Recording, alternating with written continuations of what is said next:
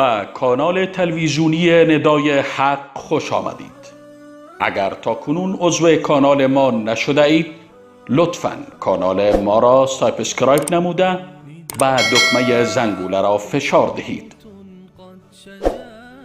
تا از جدیدترین ویدیوهای جالب ما مطلع گردید. فراموش نکنید که با عضویت در کانال ندای حق و نشر و اشتراک گذاری ویدیوهای ما شما هم در مسیر دعوت با ما همکار می گردید.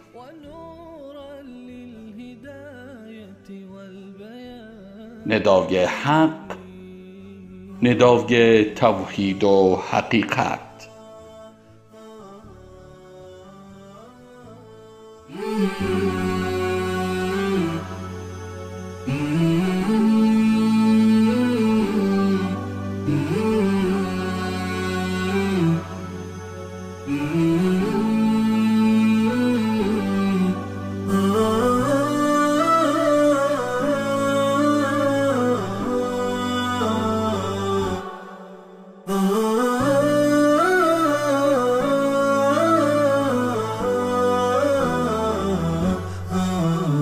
نداء الحق صوت قد شجاني وبلغني الحقيقة والأمان.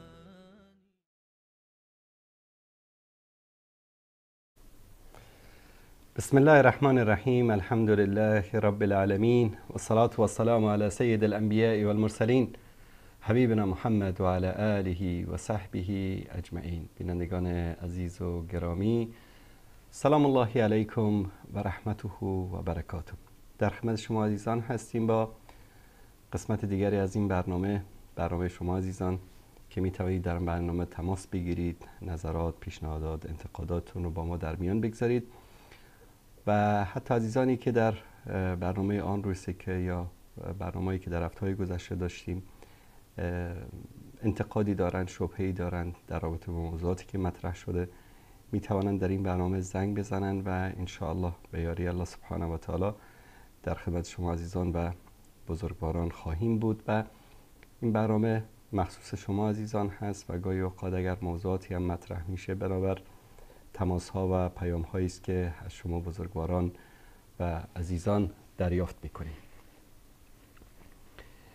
شماره تماس برنامه همونطوری که میبینید در صفحه ما در یوتیوب پخش شده و دوستان هم در کامنت میگذارن حتما و از طریق این شماره میتونید هم مستقیم و هم به وسیله واتساپ این شماره رو حفظ بکنید به اسم ندای حق و بعد از اون میتونید که تماس بگیرید و در برنامه شرکت بکنید و انشاءالله در لابلای برنامه کامنت های شما عزیزان رو هم در یوتیوب خواهیم داشت و به سوالاتی که عزیزان مطرح میکنن به یاری الله سبحانه و تعالی پاسخ خواهیم داد. و عرض سلام و ادب دارم خدمت تک تک عزیزانی که از طریق صفحه یوتیوب ندای حق هم با ما همراه هستند. فراموش نکنید که این برنامه و بقیه برنامه‌های ما رو به اشتراک بگذارید، در کانال ما اشتراک بکنید و این خودش در پخش و نشر دین مبین اسلام و عقیده اهل سنت و جماعت و حق و حقیقتی که ما بر آن معتقد هستیم انشاءالله شما هم اجر و پاداش خواهید گرفت.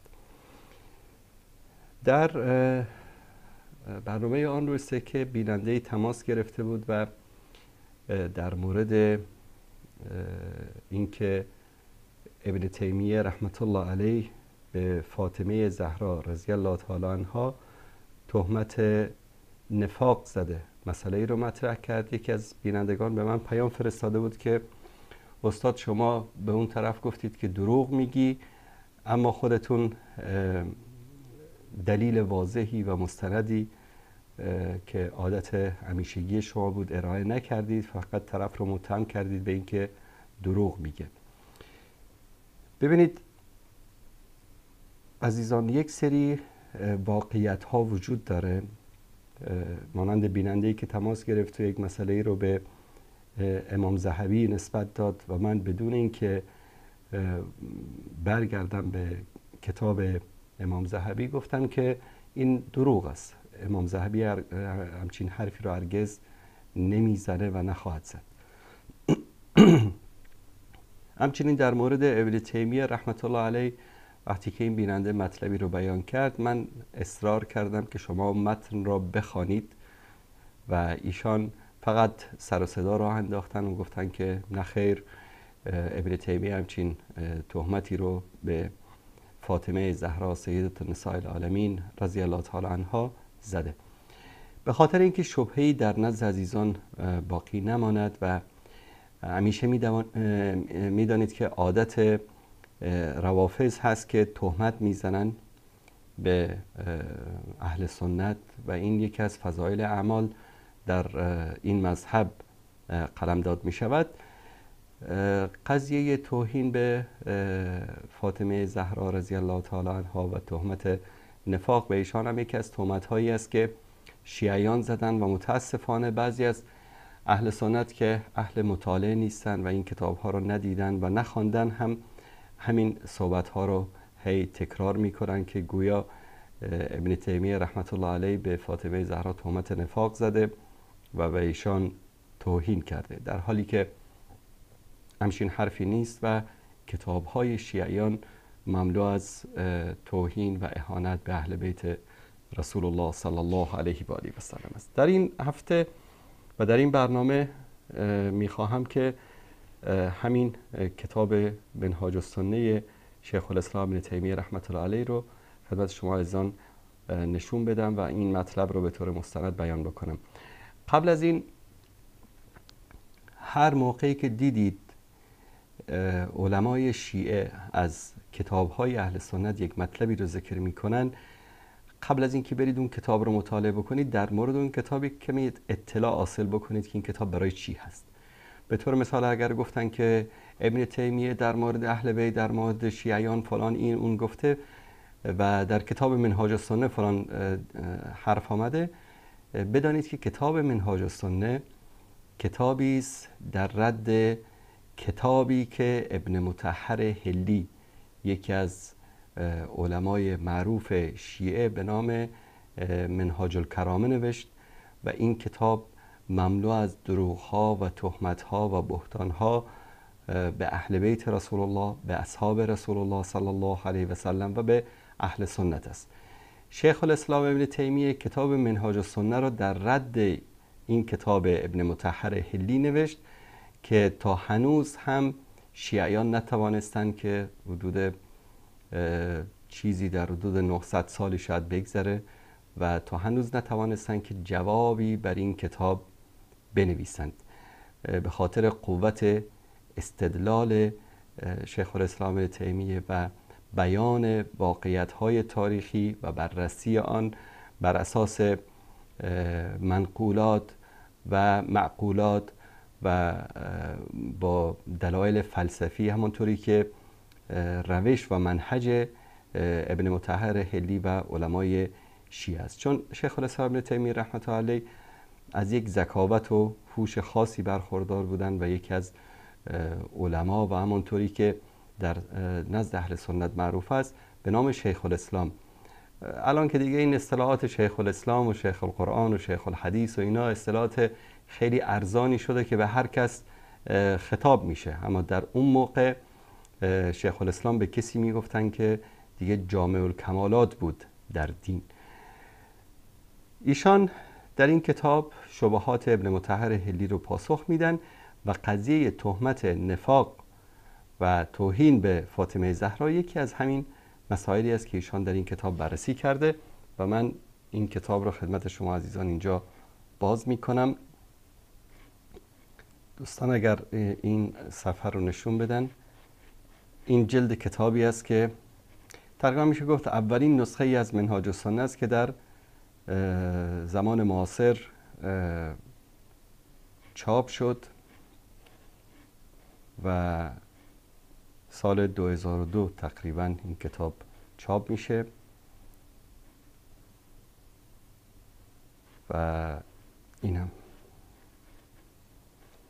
یعنی اولین نسخه است که بر اساس نسخه‌های خطی که در استانبول و مدینه و بغداد و در آمریکا و در کشورهای مختلف وجود داشته، در دانشگاه امام و در دانشگاه ملک سعود و دانشگاه های دیگر.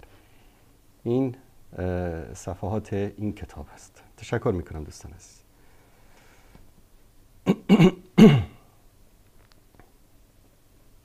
میریم رو موضوعی که اون بیننده عزیز بیان کردن. قضیه از جلد 4 صفحه 244 این کتاب از اینجا شروع میشه. دوستان اگر این صفحه رو نشون بدن، به عنوان الوجه السابع که در اینجا میاد یک سری مطالبی رو ابن تیمیه بیان میکنه. اصل موضوع ردی هست بر شبهه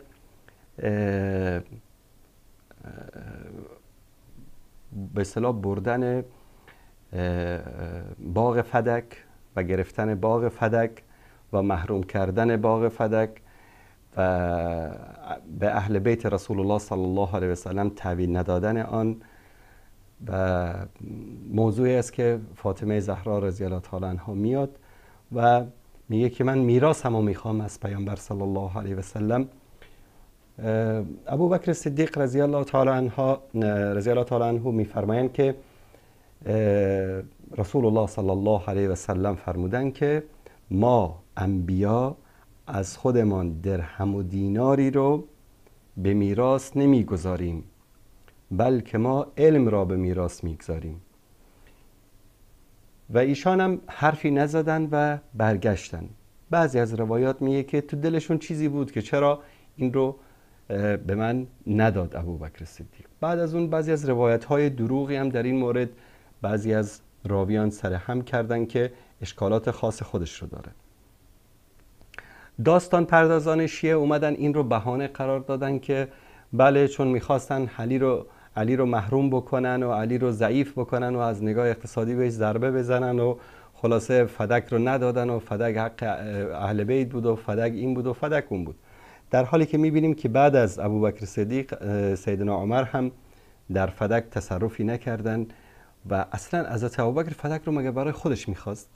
نه، فدک جزء بیت المال مسلمان ها محسوب میشد و آنچه که درآمدی که از اون حاصل میشد خرج اهل بیت میشد، یعنی برمیگشت به اهل بیت، اما تحت اداره دولت بود. در زمان سیدنا عمر هم همین چنین، در زمان سیدنا عثمان هم همچنین.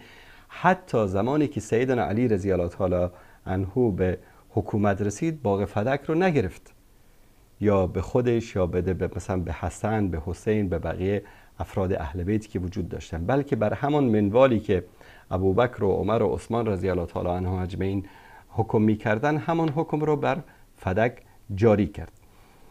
بعد ابن مطهر حلی خلاصه میاد از این استفاده میکنه و یک سری تهمت ها و اهانت ها و فاطمه اومد و به سر و گردن خودش زد و نمیدونم یقه پاره کرد و فلان کرد که بیایید و حق من رو بدید و حق من رو نخورید و فلان الان. ابن تیمیه میاد این رو جواب میده، میگه که اما آن چیزی که در مورد فاطمه ذکر میکند، یعنی کی؟ ابن مطهر حلی، شایسته فاطمه نیست و نه چیزی است که به آن احتجاج بکند مگر یک انسان جاهل. منظورش ابن مطهر حلی است که فکر میکند که فاطمه را ستایش میکند، مدح میکند، تعریف میکند، در حالی که به او تهمت میزند و این چیزی نیست که او در آنجا که ذکر کرده است که سبب غضب فاطمه شود. اگرم که آنچه که ذکر شده صحیح باشد و آنچه که ما روایت میکنیم از صحابه رسول الله صلی الله علیه و سلم و سیدنا ابوبکر مسئله حقی است که هر کسی مسلمانی که به حکم میرسد، به خلافت میرسد، باید به غیرهان حکم نکند. و اگر کسی از حاکم بخواهد که به غیر حکم الله و رسولش حکم بکند و غضب شود و اگر قسم بخورد که با حاکم به خاطر همین مسئله‌ای که حقش نیست حرف نزند و امرای او مصاحبت نکند، این چیزی است که شایسته طرف نیست و همچنین این مسئله سبب نمی شود که بدی را به حاکم نسبت داده شود، بلکه آنچه که ابن مطهر هلی ذکر می کند به جای اینکه مدحی برای فاطمه باشد بدی برای اوست، نه تعریف و تمجید از او. و ما میدانیم که آنچه که در مورد فاطمه رضی الله تعالی عنها و دیگر صحابه از مسائل زشتی که ذکر شده است در کتب اینها اکثرش دروغ است و بعضی از آنها بر اساس تأویل است و اگرم که گناهی از هر طرف سر زده باشد، چه از اهل بیت و چه از صحابه، آنها که معصوم نبودند و این طبیعی است که گناهی از آنها سر بزند، بلکه آنها با آنکه اولیای الله بودند و اهل جنت بودند بعضی از گناهانی هم انجام میدادند که الله سبحانه و تعالی برای آنها میبخشد. و آنچه که ذکر کرده است که فاطمه قسم خورده است که دیگر با ابوبکر صحبت نمی کند و وقتی که با پدرش روبرو شود، یعنی با رسول الله صلی الله علیه و آله و سلم به او شکایت می کند، این مسئله نیست که شایسته فاطمه رضی الله تعالی عنها باشد، زیرا شکایت به الله سبحانه و تعالی می شود، چنان که در قرآن کریم در سوره یوسف می فرماید که انما اشکو بثی و حزنی الی الله، من شکایت می کنم از این مشکلات و سختی ها و اندوهی که دارم فقط به الله سبحانه و تعالی. و همچنین در دعای موسی علیه السلام که میگه که و انت المستعان و بک مستغاث و علیک تکلان و قال النبی صلی الله علیه و سلم اذا سألت فاسأل الله، و اگر که خواستی فقط از الله بخواه و اذا استعنت فاستعن بالله، و اگر که مدد میجویی فقط از الله مدد بجوی. این مسائل رو در اینجا میاد بررسی میکنه تا میاد در صفحه 245. از این قسمت اگر که بخوانیم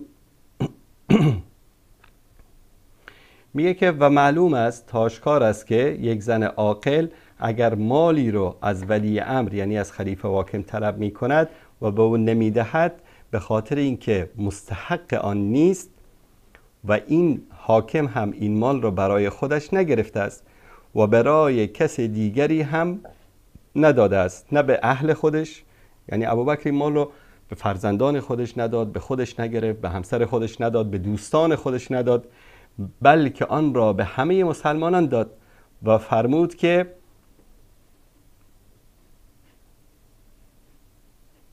و نهایت غضبش هم شاید بر حاکم این باشد که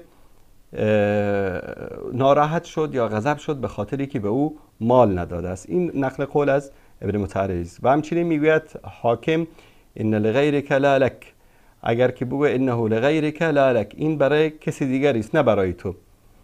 فای مدح لتال فی هذا الغضب، میگه چه مدحی برای فاطمه وجود دارد در این قضیه که اینا این همه این رو علم کردن. اگر که مظلوم باشد لم یکن غضبه لدنیا، و اگر که مظلوم باشد غضبش به خاطر دنیا نباید باشد. تا میاد در اینجا که میگه که حاکم هم این رو برای خودش نگرفت و چگونه میتوانیم به او این تهمت رو بزنیم در حالی که این مال رو یعنی فدک رو نه برای خودش گرفت و نه برای کسی دیگری از عزیزانش داد. بعد از اون در اینجا میاد میگه که و وقتی که آنها میگویند که فاطمه غضب شد به خاطر یک مشت مالی که به او داده نشد، آیا ذکر چنین مسئله‌ای در مورد فاطمه زهرا رضی الله تعالی عنها و قرار دادن این مسئله از مناقب او جهل نیست؟ آیا الله سبحانه و تعالی منافقین را به اصطلاح ذم نکرده است وقتی که آنها در مورد صدقات و منهم من یلمزک فی الصدقات فإن اعطوا منها رضوا و ان لم یعطوا منها اذا هم یسخطون، میگه که مگر خداوند در مورد منافقین نگفته است که در مورد صدقات یعنی مالای غنیمت و زکات و این چیزا به تو حرفهایی میزنن، اگر از اونا بهشون دادی خوشحال میشن، اگر ندادی عصبانی میشن، غضبناک میشن. ولو انهم رضوا ما آتاهم الله و رسوله و قالوا حسبنا الله سیؤتینا الله من فضله و رسوله انا الی الله راغبون. و اگر آنها راضی میشدند با آنچه که الله و رسولش به آنها داده است و میگفتند حساب ما با الله است، الله سبحانه و تعالی از فضل خودش و رسول الله صلی الله علیه و سلم به ما میداد و ما به سوی الله برمیگردیم، که در سوره توبه آیه 58 و 59 ذکر کرده است که قومی راضی میشوند اگر به آنها چیزی از مال دنیا داده شد و غضب میشوند اگر مال از دنیا را به آنها ندهید. فالله سبحانه و تعالی در اینجا اینها را نکوهش کرده است. پس کسی که یعنی ابن مطهر علی میآید در مدح فاطمه مطلبی رو ذکر می کند که در آن شبهه از آنها است، یعنی از کی؟ از منافقین است، که اگر مالی بهشون داده میشد خوشحال می شدن، اگر بهشون داده نمیشد ناراحت می شدن. آیا این شخص از فاطمه نکوهش کرده است یا او را تعریف کرده است؟ فقاتل الله الرافضه، خدا بکشد این روافض را. و انتصف لأهل البیت منهم، و انصاف اهل بیت را از آنها بگیرد، حق اهل بیت را از آنها بگیرد. از کی؟ از روافض. فانهم الصق بهم من العیوب والشین ما لا یخفى علی ذی عین، که این روافض به اهل بیت رسول الله صلی الله علیه و آله و سلم این گونه عیب‌ها و تهمت‌ها و زشتی‌هایی را که بر هیچ کس پوشیده نیست میزنند. الان بینندگان عزیز گرامی، این متن رو من کامل خوندم و برای شما ترجمه کردم. الان آیا ابن تیمیه این تهمت رو به فاطمه زده یا ابن تیمیه میگه که با مطرح کردن بحث به این شیوهی که ابن مطهر حلی و روافض انجام میدن که فاطمه انگار به خاطر مشتی از مال دنیا غضب شد و صحبت نکرد با ابوبکر، آیا این تهمتی به فاطمه زهرا رضی الله تعالی عنها نیست که او را مانند منافقین جلوه بدهند که به خاطر مشتی از مال دنیا راضی می شود و اگر به او داده نشود غضب می شود؟ وانگهی آیا مگر صحبت نکردن با یک مسلمان بیشتر از 3 روز از زبان رسول الله صلی الله علیه و آله و سلم نکوهش شده است یا نه؟ وانگهی همه شیعه و سنی همیشه این روایت رو بیان میکنن که کسی که شیعیان میگن، مثلا میگن کسی که بیعتی برگردن او نباشد به مرگ جاهلی مرده است. سوال منطقی اینجاست، مادامی که فاطمه رضی الله تعالی عنها بر ابوبکر غضب شد، طبیعتاً که کسی که بر کسی غضب بشه با او بیعت نمیکنه، او رو به عنوان ولی امرش قبول نمیکنه. پس اگر فاطمه بر ولی امر خودش که ابوبکر صدیق رضی الله تعالی عنه باشد غضب میشه و ناراحت میشه و با او حرف نمیزنه، اگر این روایت های دروغینی که اینها با آن استدلال میکنن درست باشه، فاطمه زهرا رضی الله عنها چند گناه رو در اینجا مرتکب میشه والعیاذ بالله، در حالی که هاشا و کلا که ایشان همچین عمل زشتی رو انجام داده باشن. دوستان عزیز، این بود این مسئله و بعد از اونم توضیحات زیادی میده و اگر کسی بیاد بگه که فاطمه لا تطلب الا حقها، فاطمه که چیز دیگری نمیخواست، حق خودش رو میخواست. لم يكن آدب اولا من قول القائل ابو بکر لا يمنع يهوديا ولا نصرانيا حقه فکیف یمنع سیدة النساء العالمین حقا. میگه ابوبکر انسانی بود که حق یهود و نصارا را از اونها منع نمی کرد، چگونه حق سیدة النساء العالمین رو ابوبکر بیاد بخوره و به اون نده؟ فإن الله تعالى ورسوله صلى الله عليه وآله وسلم قد شهدوا لأبي بكر أنه ينفق ماله لله. پس الله سبحانه و تعالی و رسول الله صلی الله علیه و آله و سلم شهادت دادن که ابوبکر مالش رو در راه الله و رسول خرج کرده. فکیف یمنع الناس اموالهم، چطور حق مردم رو میخواد بخوره؟ و فاطمه رضی الله عنها قد طلبت من النبی صلی الله علیه و سلم مالا. میگه فاطمه رضی الله تعالی عنها حتی از پیامبر صلی الله علیه و سلم مال خواست. روایت زیادی است که خادم خواست، مال خواست، و رسول الله صلی الله علیه و سلم نه خادم براش دادن و نه مال دادن. پس آیا فاطمه رضی الله تعالی عنها باید از رسول الله صلی الله علیه و آله و سلم ناراحت بشه؟ وانگهی میگه همونطوری که جایز بود بر فاطمه که از پیامبر صلی الله علیه و سلم چیزی رو طلب بکنه، اومد از ابوبکر هم چیزی رو طلب کرد. و این که پیامبر نداد و ابوبکر به اون نداد، حتما به خاطر دلیلی بوده که بهش ندادن. آیا به کسی که بهش مال داده نشه باید ناراحت بشه، غضب بشه؟ این یک بحث طولانی است که در این مورد انجام میده و در اینجا هیچ تهمتی به سیدة النساء العالمین فاطمه زهرا رضی الله تعالی عنها نیست که ایشان رو متهم به نفاق کرده باشه یا به ایشان تهمت زده باشه یا به ایشان توهین کرده باشه یا به ایشان بی احترامی کرده باشه. و همه شبهاتی که اینها مطرح میکنن و در طول این سالها شما عزیزان شاهد بودی که در برنامه‌های مختلف ما جواب دادیم، اکثر صحبت‌های اینها بر همین اساس است، بر اساس به اصطلاح توهم یا تعویل یا از غرض و مرضی که دارن و به خاطر همون نمیخوان که محبت و مودت بین صحابه و اهل بیت رسول الله صلی الله علیه و سلم رو بازگو بکنن تا بازارشون گرم بشه، مردم رو فریب بدن که بله اهل بیت مظلوم بودن و حقشان خورده شد. بیننده عزیز سلام علیکم، بفرمایید. سلام علیکم استاد عزیز. علیکم السلام و رحمت الله و برکاته. سلامت باشید برادر عزیز. خدا کنه خوب و سلامت باشید استاد عزیز. سلامت باشید برادر عزیز. استاد عزیز، 2 هفته قبل بحث کردم همراه خودت در مورد همی طالبا، اگر اجازه تان باشه سوالای آخر خودت پرسان بکنم اگر اجازه تان باشه. بفرمایید. تشکر استاد عزیز که وقت میتین. قبلا ما گفته بودم مقاومتی نیستم، بازم میگم مصادقا ما مقاومتی نیستم.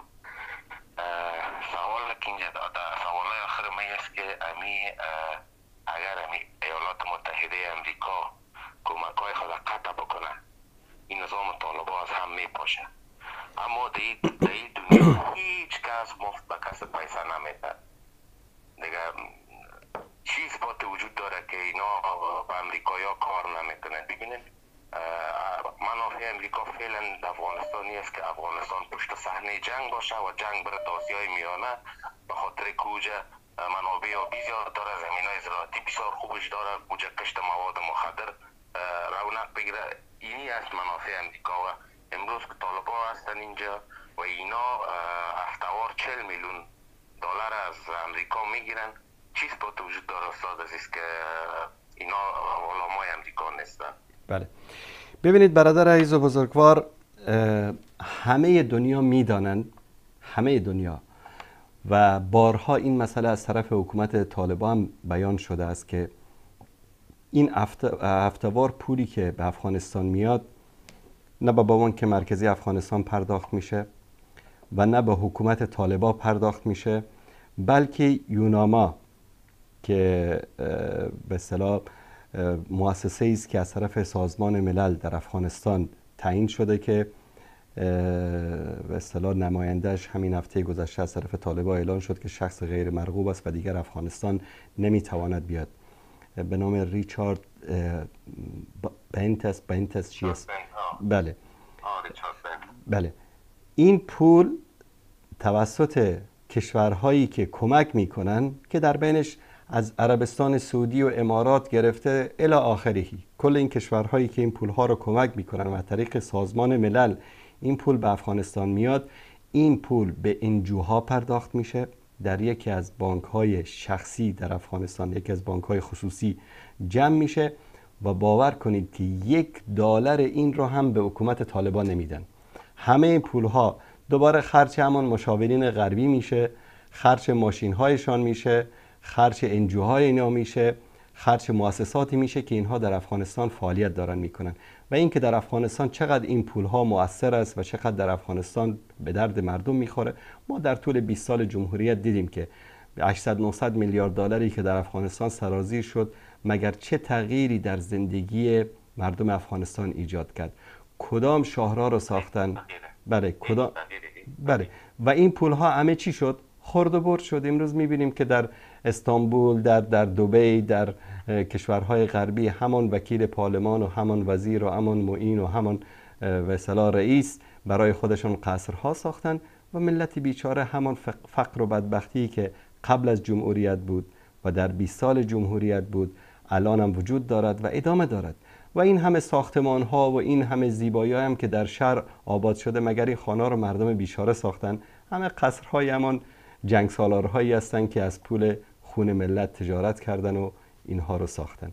پس این پولها به جیب دولت نمی رود. شما اگر یک کمی تحقیق بکنید، اگر یک دلیلی، یک حرفی از زبان غربی ها، مؤسسات غربی بیارید که $1 این رو میبرن مثلا به وزیر مالی طالبان میدن که بگیرید شما این رو خرج بکنید، بعد در اون صورت، در صورتی که این پول از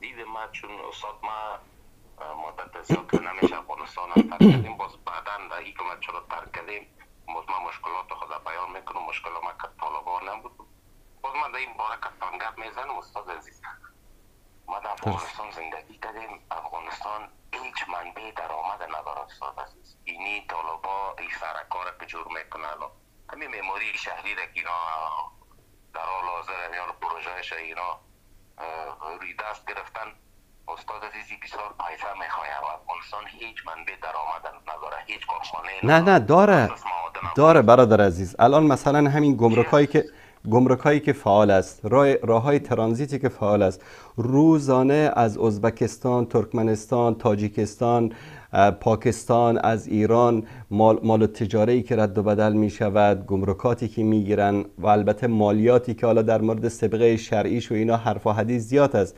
مالیاتی که گرفته می شود، همین هاست که امروز داره چرخ این حکومت رو میگردانه و یک سری پروژه‌ای هم که داره به اصطلاح اجرا میشه. استاد عزیز، این خود درست است، قبلا بود.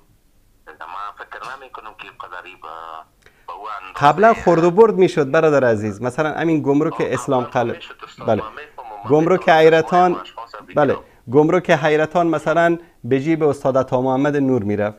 گمرک اسلام قلعه به جیب اسماعیل خان و دار و دسته و کسایی که در اونجا بودن میرفت. گمرک جلال آباد به جیب حضرت علی و حضرت فلان میرفت.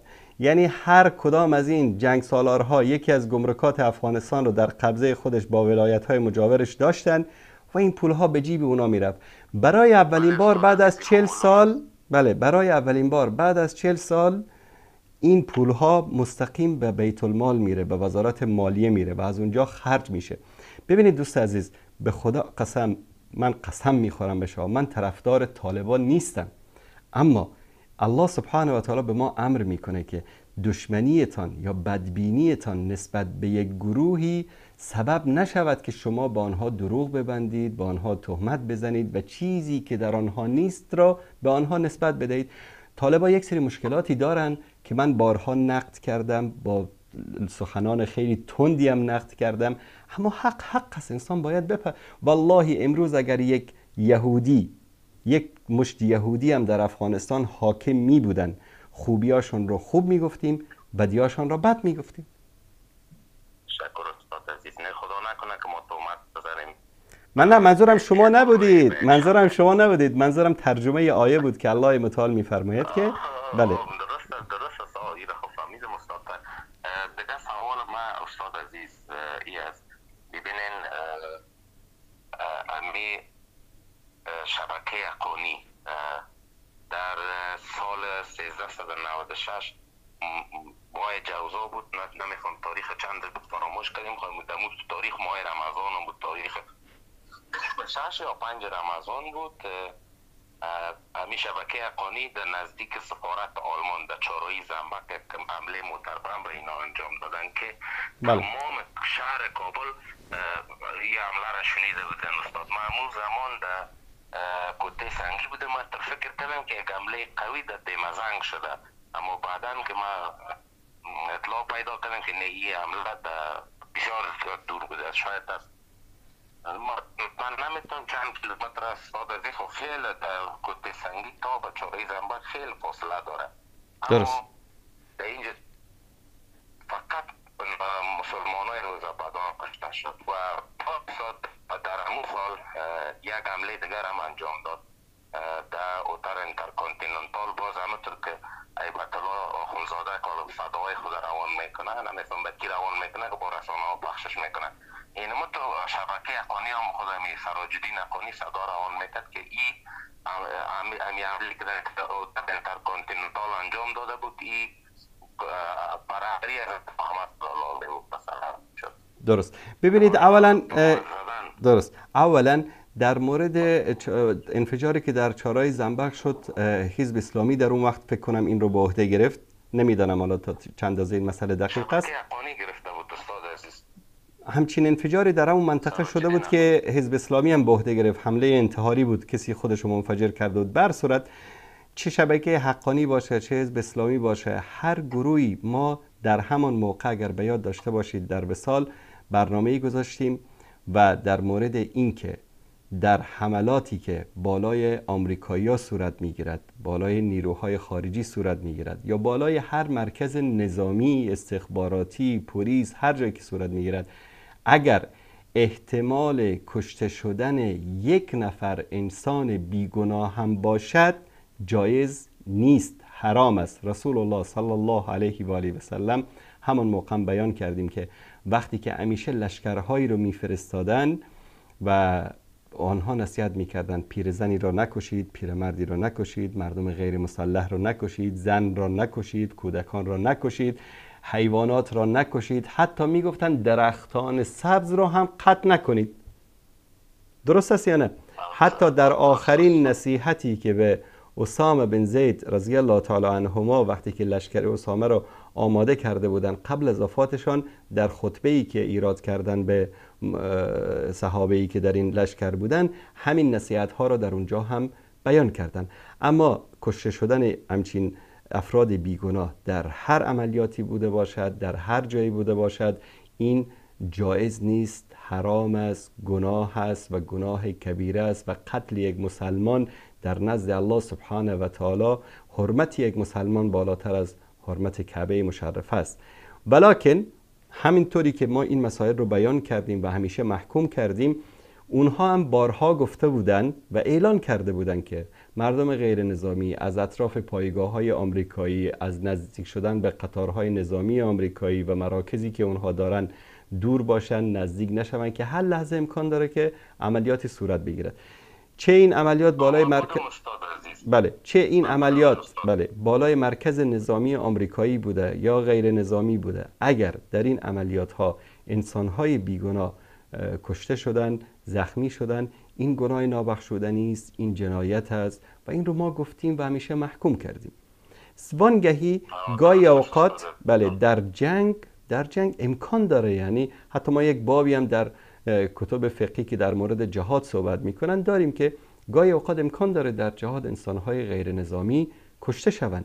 در زمان صحابه شده، در زمان خلفای راشدین شده، گاهی اوقات حمله صورت میگیره، تشخیص داده نمیشه غیر نظامی از غیر نظامی و انسانهایی هستن که میشن کشته و زخمی میشن که باید کسانی که این عملیات ها رو کسانی که این عملیات ها را طرحریزی می کنند باید متوجه تعالیم دین مبین اسلام در این مورد باشند. اما یک سری گروه های تکفیری هستن که میگن که به طور مثال شما مثلا اسم شما احمد، میگن که این حکومت کفر است، احمد که در این حکومت کار میکند کافر است، خانوادهش که در زیر سایه این حکومت زندگی میکند کافر است. دوست و رفیق احمد هم کافر است.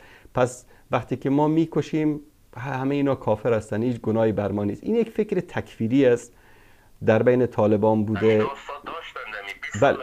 در بین مجاهدین، بله در بین مجاهدین بود، در بین طالبان هم بود، در بین مثلا القاعده هم بود، در بین داعش که اکثریتشان همچین فکری رو دارن و این فکر هست و امیدوار هستیم که الله سبحانه و تعالی دیگر اون روزهای بد رو به کشور ما بر نگرداند که مردم به خاطر یک حزبی، به خاطر یک قومی کشته شوند. استاد عزیز در همین سوال آخرم بفرمایید. تو سراج الدین حقانی که صدایش حکومت مگه شما بخواین در یوتیوب بزنین براتون میکشه به زبان پشتو است که میگه که حمله در انترکانتیننتال والا گوجه من نتانیاهو باشه، اما اینی که میگه ایر حضرت محمد صلی الله علیه و سلم با رهبری میکته همی کسی که تومت میزنه برای پیغمبر و امروز طالبا قدرت مطلق دارن و اونا میتونن که همچو اشخاص افراد یا هر چی که شریعت دستور میده مطابق از اون مجازات کنن یا اعدام یا هر رقم، ولی باید ای که مثلا اگر شریعت به طور انسانان دستور میده که باید اعدام شود. ما براتون قسم میخورم و کسایی که طرفدار همی هستن، طرفدار این طالباست، قسم میخورم که با اعدام کردن همی سراج الدین حقانی هیچ نظام امارت اسلامی نمیپاشد و با ما افراد و اشخاص که همچون فکرهای تکفیری دارن و بسیار زیاد افراطی هستن استاد عزیز. بله ببینید برادر عزیز، اگر که من اینو نشنیدم آنچه که شما میفرمایید، شنیدم که میگن همچین حرفایی زده، خودم حقیقتا نشنیدم تا هنوز. اگر همچین حرفی زده باشد این یک غلو هست که پیامبر صلی الله علیه و سلم این عملیات رو رهبری میکرد یا هدایت میکرد، این غلو و افراط هست، یعنی خارج از این مسئله نیست. وانگهی اگر قرار است که مثلا به طور مثال شما منطقی بحث کنیم، شما هم افغان هستید، منم افغان هستم، شما هم شاهد همین 20 سال جرم و جنایت یا 30 سال جرم و جنایت در این کشور بودید، من هم بودم و شاید اطلاعاتی که من دارم شاید بیشتر از شما باشد، چون که همه اینها رو یعنی در طول این 20 سال جمهوریت من تلویزیون‌ها اینا رو رصد می‌کردیم، برنامه‌هایشان رو می‌دیدیم. من یک سوال دوستانه و برادرانه از شما می‌پرسم و خواهش می‌کنم بدون تعصب جواب بدید. جنرال دوستم در طول 30 سال اخیر چه جنایت هایی رو که در افغانستان از زمانی که در حکومت نجیب الله بود و جنایت هایی رو که اینها عصمت مسلم و جنرال دوستم انجام میدادن، بعد از اون که به مجاهدین پیوستن، به ظاهر جنبش ملی رو تأسیس کردن، جنایت هایی که اینها در کابل، شما دیگه شاهد بودید که اینها مرکزشان فکر کنم تپه مرنجان بود و شهر کابل هیچ گوشه ای از گزند اینها در امان نبود. اسیرایی رو که در دشت لیلی زنده به گور کردن، اسیرایی رو که در کانتینرها کشتن، خفه کردن و بعد از اون همین انسان با این سابقه‌ای که شاید سراج الدین حقانی به گرد پای دوستم هم نرسد، درست؟ همین انسان رو میارن در حکومت جمهوری، بهش رتبه مارشالی میدن، معاون اول رئیس جمهور تعیین میکنن، با ناز و نعمت و عزت در قصرهایی که داشت زندگی میکرد، چه در شبرغان و چه در مزار شریف. الان کدام اینها مستحق محاکمه هستند، مستحق اعدام هستند؟ دوستم یا سراج الدین حقانی؟ استاد عزیز ما تعصب ندارم استاد عزیز، کسی که خودم مسلمان میگه و تعصب میکنه دیگه استاد این رقم نمیشه که ما یک وقت یک دستور یا یک آیت قرآن قبول کنیم یک شنک کنیم. استاد عزیز دوستم خب معلوم است از ما پدرم مجاهد بود در دورانهای جهاد که استاد سیاف بود. او زمان آدم مجبور میشد اگر ما در او زمان 20 سال قسم میبودم ما مجبور میشدم که در یک طرف خدا بگیرم این شرایط تجاب میکرد. چیزایی که ما شنیدیم استاد شما مطمئن هستم که شنیدیم که زن بسته میکردن که ما زایده نباید چشم ندیدیم به ادبی دیگه 4 ماه باشه و پدرم برای ما قسم میکرد که در این تپه مرنجان سر چیز شرط میزدن که اون نفر اگر بزنم از این مقدار فاصله دور 1 کیلو کلچه میاری. بسیار قصایش شنیدیم استاد عزیز. جنرال دوستم حکومت نکردی کاره و امروز که در افغانستان نیست، اگه این در افغانستان برگرد امیدوار هستیم که این امارت اسلامی در گردنش گل نپرده مثل در گردن از دیگاه گل منده. و اکثر اینها همین جنایت ها را کردن برادر عزیز. مثلا همین محقق که معاون دوم رئیس جمهور بود، مثلا جنایت هایی که حزب وحدت کرد شما شاید شنیده باشید در افغانستان.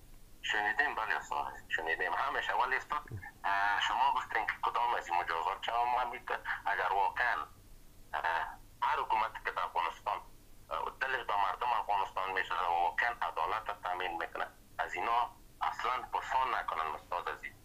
بدون کدام پرسان، هر چی که محکمه دستور میده، هر چی که قانون دستور میده، شریعت دستور میده، مطابق یا باید مجازات شود. اگر سراج‌الدین حقانی هست یا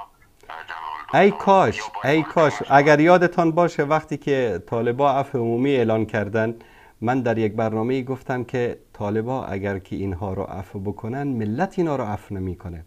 درست است؟ چون ببینید اینها در حق شما ظلم کردن یا نکردن. امروز شما در یک کشور به عنوان مهاجر در به در بدور از وطن، من، شما، غیره، میلیون ها جوان ما، میلیون ها دختر و پسر افغان، میلیون ها خانواده و پدر و مادر ما که در خارج در کشور والا 100 سالم در یک کشوری زندگی بکنی، آخر میگه پدر این از افغانستان آمده. درست است یا نه؟ اوباما رئیس جمهور آمریکا شد، همه مسخرش میکردن در خود همین روزنامه آمریکایی که این اصلش از کینیاست، پدرش مسلمان بوده. درست است یا نه؟ بله. امیالی، آیا عفو کردن و بخشیدن جنایتکاران جنگی همه بلا استثناء، چه طالب باشه چه غیر طالب باشه، چه از جنبش باشه چه از احزاب جهادی باشه، از هر کسی که جنایت کرده، بخشیدن اینها حق ملت افغانستان است، نه حق امیرالمومنین است، نه حق یک حکومت است. حالا طالبای عفو عمومی اعلان کردن، گفتن که گذشته ها گذشت، بیایید به خاطر یک آینده روشن، به خاطر یک آینده که دیگه دشمنی و عداوت در آن نباشد. باور کنید این عفو عمومی طالبا یک اشتباه بود، به نظر من یک اشتباه بود. مثلا اسماعیل خان را عفو کردن، درست، دستگیرش کردن، بعد از او عفوش کردن، با ناز و نعمت بردن در خانهش. بعد از مدتی پیام فرستاد به اصطلاح وزیر خارجه طالبا، گفت که من میخوام برم خارج برای تداوی. بهش اجازه دادن، رفت ایران. در ایران رفت اونجا به جبهه مقاومت پیوست. الان شروع کرده در جلسات شرکت میکنه که ما میخوایم دوباره در افغانستان جنگ بکنیم، دوباره حکومت بسازیم، دوباره چیز بسازیم. خب ببینید بعضیات ذاتشان خراب است، اینها باید محاکمه میشدن. اسماعیل خان، عطا محمد نور، محقق، همه اینها و حتی در بین طالبا کسایی که جنایت کردن، کسایی که مردم رو به ناحق کشتن، دین اسلام با هیچ کس مجامله نداره. رسول الله صلی الله علیه و آله و سلم یکی از زنان قریش یک دزدی کرده بود. مردم جمع شدن گفتن کی پیش پیامبر بسیار نزدیک است؟ گفتن زید رضی الله تعالی عنه، چون پسرخوانده پیامبر صلی الله علیه و سلم بود. این رو بردن واسطه کردن که امی دست امی قطع نکنید، همین رو مجازات نکنید، این از خانواده اشراف است، از خانواده قریش است، فلان است، این است. پیامبر صلی الله علیه و سلم عصبانی شدن، آمدن سر منبر. میدونید چی گفتن؟ گفتن والله لو فاطمه بنت محمد سرقت لقطعت یدها. والله اگر فاطمه دختر محمد دزدی بکند دستش را قطع میکنم. امام نووی است فکر کنم یا امام مسلم است، میگه وقتی که روایت میکردین رو اشکایش جاری میشد و میگفت که هاشا که فاطمه زهرا رضی الله تعالی عنها دزدی بکند. پیامبر صلی الله علیه و سلم این مثال رو میزنن، این فرض مهار رو میزنن به خاطر اینکه در حدود الهی حاکم، محکوم، وزیر، رئیس، قماندان، هیچ کس مستثنا نیست. حد الهی باید جاری شود.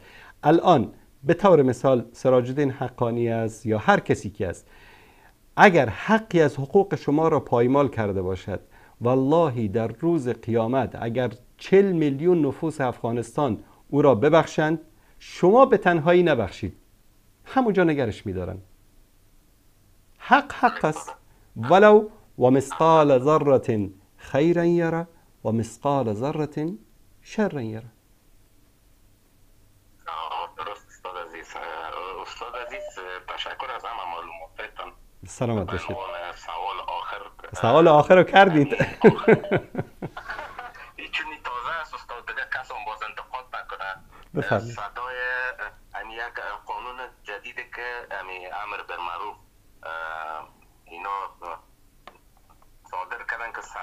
زنان عورت است و در مورد پوشش زنان که دیگه فکر میکنیم که چند وقت بعد دیگه همون رقم که در دوره اول اینا همون افکار و همون قوانین بودن یا به تدریج همون را پیش میبرن. اگر صدای زن عورت است چرا خداوند را گنگه پیدا نکرد؟ بله. کدام حدیث در کدام من حقیقتا در مورد همین فرامین جدیدی که در مورد امر بالمعروف و نهی از منکر صادر شده است میخواستم در این برنامه صحبت بکنم، اما شما من رو میشناسید بدون دلیل و بدون سند دوست ندارم صحبت بکنم.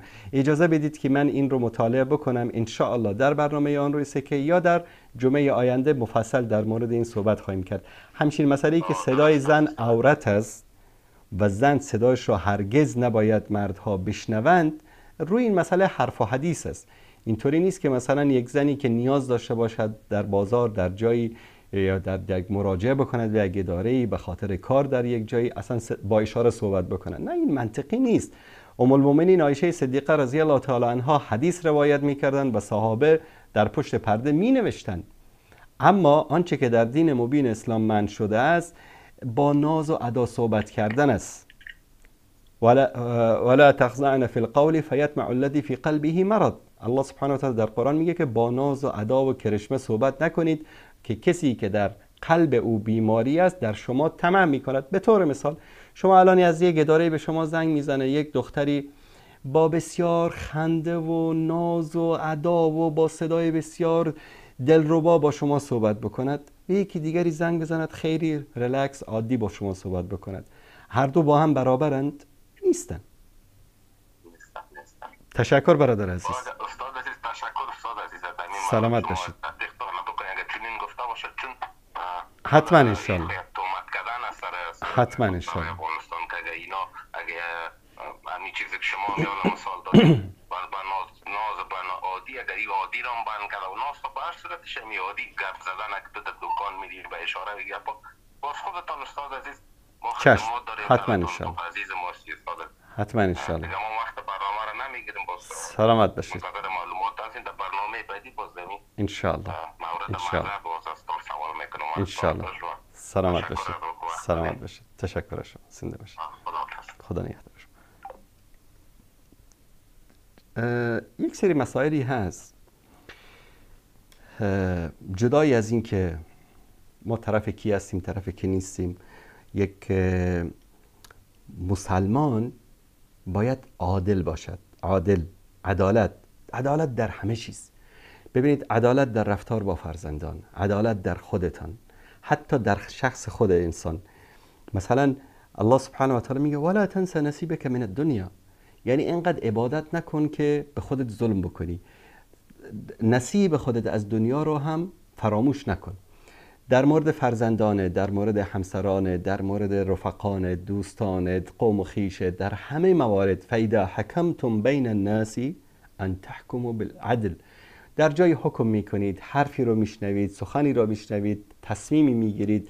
الله سبحانه و تعالی مثلا در یک آیه خیلی هشدار شدید به ما میده، میگه که و اذا جاءكم فاسق بنبأ فتبینوا ان تصیبوا قوما بجهاله فتصبحوا على ما فعلتم نادمین. اگر یک خبری به شما میرسد در به اصطلاح صحت و سقمهان بروید تحقیق بکنید، حقیقت رو بیان بکنید، نشود که شما به قومی ضرری برسانید در حق آنها مرتکب ظلمی شوید در حالی که شما نمیدانید. یک نمونه رو من خدمت شما در این برنامه نشون میدم. چند روز پیش یکی از علما، یکی از دعوتگران، یکی از شخصیت‌های بسیار معروف و داعی دعوتگر کلیپی رو برای من فرستاد. گفت استاد ببین که مردم به کجا رسیدن، چی دارن میگن. گفتم چی هست؟ من کلیپ رو ندیدم، بذار کلیپ رو ببینم بعد با شما صحبت میکنم. کلیپ رو من خدمت شما عزیزان پخش میکنم دوستان عزیز. اگر این کلیپ رو با هم ببینیم، این صفحه رو دوستان اگر نشان بدن که این طرف چی میگه. میخوایم، ما مدرسه میخوایم. مکتب از کفر است، امریکایی مکتب آورده بود، اشرف غنی آورده بود، دکتر نجیب آورده بود. ما الحمدلله مسلمان هستیم، ما نمیخوایم که چیز غرب کفر در افغانستان بیم. ما براتون میگم، در آسانان میگم که ما مدرسه میخوایم، مدرسه میخوایم. و برادرها ما چیزی کفر نمیخوایم. ایراش باور داشته باشین نداشته باشین، بالله همین مسئله مکاتب و پانتونای دختر. ما یک چیز را برات بگم برادر خان، ما مکتب نمیخوایم، ما مدرسه میخوایم.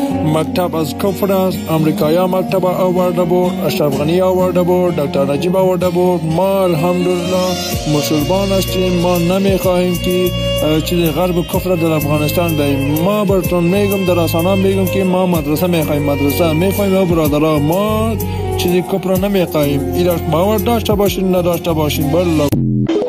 خب دوستان عزیز، این کلیپ را این برادر و استاد بزرگوار برای من فرستاد. گفتم برادر عزیز، من نه این شخص رو قبلا دیدم و نه این کسی که مصاحبه میکنه و نه این کسی که به اصطلاح جواب میده. هیچ کدام از اینها رو ندیدم، نمیشناسم.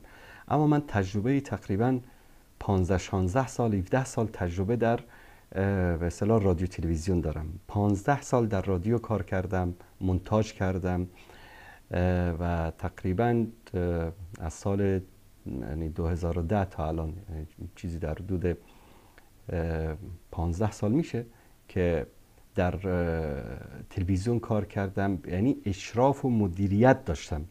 همه این موارد یعنی تجربه دارم. اولا این صدایی که در روی این فیلم گذاشته شده صدای این شخص نیست، صدای کسی دیگری است. گفتم شما اگر به لپسینگش نگاه بکنید، کلماتی که گفته میشه با صحبتهایی که این طرف میکنه جور در نمیاد. وانگهی وقتی که خبرنگار سوال میکنه یک بک‌گراند صداهای بازار وجود دارد. وقتی که این طرف صحبت میکنه صدایی اصلا در بک‌گراند نیست. به این معنی است که کسی دیگری صدایی رو ثبت کرده و مونتاژ صورت گرفته. اما با تاسف باید گفت که این کلیپ بیش از 190,000 بیننده داشته و صدها هزار نفر کسانی که به نحوی با طالبان هم فکر نیستن، دشمن هستن یا هر دلیلی که برای خودشان دارن، این کلیپ رو در گروه های واتساپ گذاشتن، نشر کردن، در بین مردم پخش کردن و به اشتراک گذاشتن. علمای ما، دعوتگران مسلمان ما، بله ببینید که طالبا چجور مردمی هستن. من یک سرچ کوتاهی کردم، یک برادری الله سبحانه و تعالی خیرش بده، گفتم که این کلیپ به نظر من، گفت من این خبرنگار رو میشناسم، سعی میکنم این کلیپ رو پیدا بکنم. کلیپ رو پیدا کرد، البته با کیفیت پایین خیلی کات کرده، تصویر چیز میشه، اما گوش کنید که کلیپ اصلی چی میگه.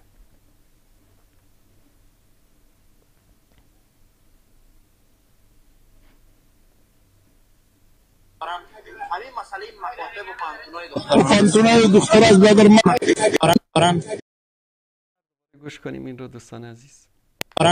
همین مسئله مکاتب و پانتونای دختر از بدر من ده. اولین نفر ما بودم که ما نمی گپ زدیم که پانتونای دختر باید آزاد شود. شاید اولین رسانه دیده باشی. گفته بودم بیادر، لیکن امیرالمومنین گفته که ما زمانه را سازگار میسازم. این تو زمانه که ریاست مدینه بود که کس با کس غرض نبود، با اونمو مسئله و اونمو است. من خودم یک استاد هستم، به صفت یک استاد کار میکنم، مخالف از یاد است میشه هم میشه یا نشه خامخا میشه حتما. همین مسئله مکاتب و پانتونای دختر از بدر من ده. اولین نفر ما بودم که ما نمی گپ زدیم که پانتونای دختر باید آزاد شود. شاید اولین رسانه دیده باشی. گفته بودم بیادر، لیکن امیرالمومنین گفته که ما زمانه را سازگار میسازم. این تو زمانه که ریاست مدینه بود که کس با کس غرض نبود، با اونمو مسئله و اونمو است. من خودم یک استاد هستم، به صفت یک استاد کار میکنم، مخالف از یاد است میشه هم میشه. خب الان ببینید دوستان عزیز، این کلیپ اصلی است. طرف بیچاره میگه که من مخالف این مسئله هستم، باید که مکاتب باز بشه، باید مدارس باز بشه، باید پانتون ها باز بشه. و من خودم یک استاد هستم و دوست ندارم که این بسته باشه، اما حالا یک سری ملاحظاتی هست و انشالله که حل بشه و میگه که حتما انشالله حل میشه و والله حتما این حل میشه. این مسئله نیست که زیاد طول بکشه و این مسئله حل میشه. اما الان شما به عنوان یک مسلمانی که این کلیپ رو بیش از یعنی چیزی در حدود 200,000 نفر تنها در یک صفحه دیدن و صفحه ای است که متعلق به همین به اصطلاح یاغیان و باغیان جبهه بغاوت است. دوستان بدون این که اسم این صفحه رو نشون بدن، اگر که این قسمت بالاییش رو نشون بدن چون نمیخوایم براشون تبلیغات بشه، از یک پنشیری است این صفحه و به عنوان جبهه مقاومت عکس احمد مسعود هم داره و کلا این صفحه بیشتر همین خبرهای دروغ رو نسبت میده و پخش میکنه در صفحات مختلف. شاید هم در بینش چیزای درستی هم باشه. تشکر میکنم دوستان عزیز. ببینید الان این رو گرفتن، مونتاژ کردن، علمای ما، دعوتگران ما، انسانهای فریخته ما، انسانهای فرهنگی ما این رو دست به دست پخش میکنن در بین مردم. یا ایها الناس، ببینید که طالبا عجب جانورانی هستند، ببینید که داره چی میگه. الله سبحانه و تعالی در قرآن کریم یک آیه داره که وقتی که بیان میکنه در مورد سکرات مرگ در سوره قاف، ما یلفظ من قول الا لدیه رقیب عتید، هیچ سخنی را انسان به زبان نمی آورد مگر اینکه نزدش مراقبی حاضر و آماده نوشتن است. شما در پخش این شایعات و در پخش این دروغ ها، حالا به طالب نه، حتی به یک کافر، آیا جایز است که همچین یک تهمتی رو ما بزنیم؟ به اون برادر عزیز گفتم که دلایل خودم هم گفتم که این مونتاژ شده، میگه والا باورم نمیشه، نه این راست است، این خیلی ها این رو دارن دست به دست میکنن. یکی از مشکلات این است برادر عزیز، خاطبم برادر اخیری که تماس گرفتن و دیگر عزیزانی که این برنامه رو میبینن، خیلی از اوقات یک دروغی رو میسازن، بعد از اون این دروغ رو رسانه‌ای میکنن و میلیون ها نفر این رو میبینن. به وسیله این دروغ چه عداوت هایی، چه دشمنی هایی، چه کینه ها و کدورت هایی که در بین مردم به وجود می آید. امیدواریم که الله سبحانه و تعالی همه رو هدایت بده. بیننده عزیز سلام علیکم، بفرمایید.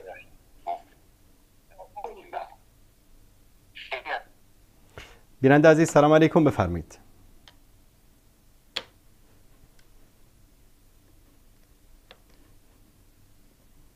بیننده گرامی بفرمایید.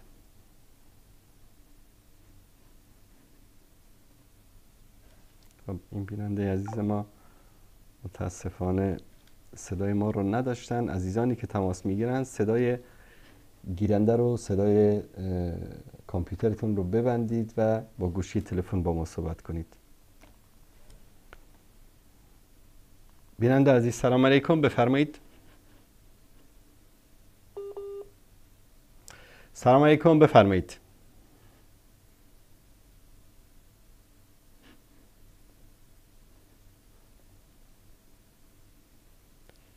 بیننده علیکم السلام و رحمت الله و برکاته. بفرمایید برادر عزیز.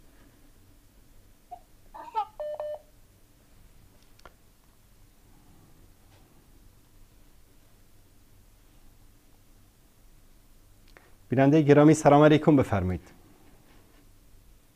علیکم السلام و رحمت الله و برکاته.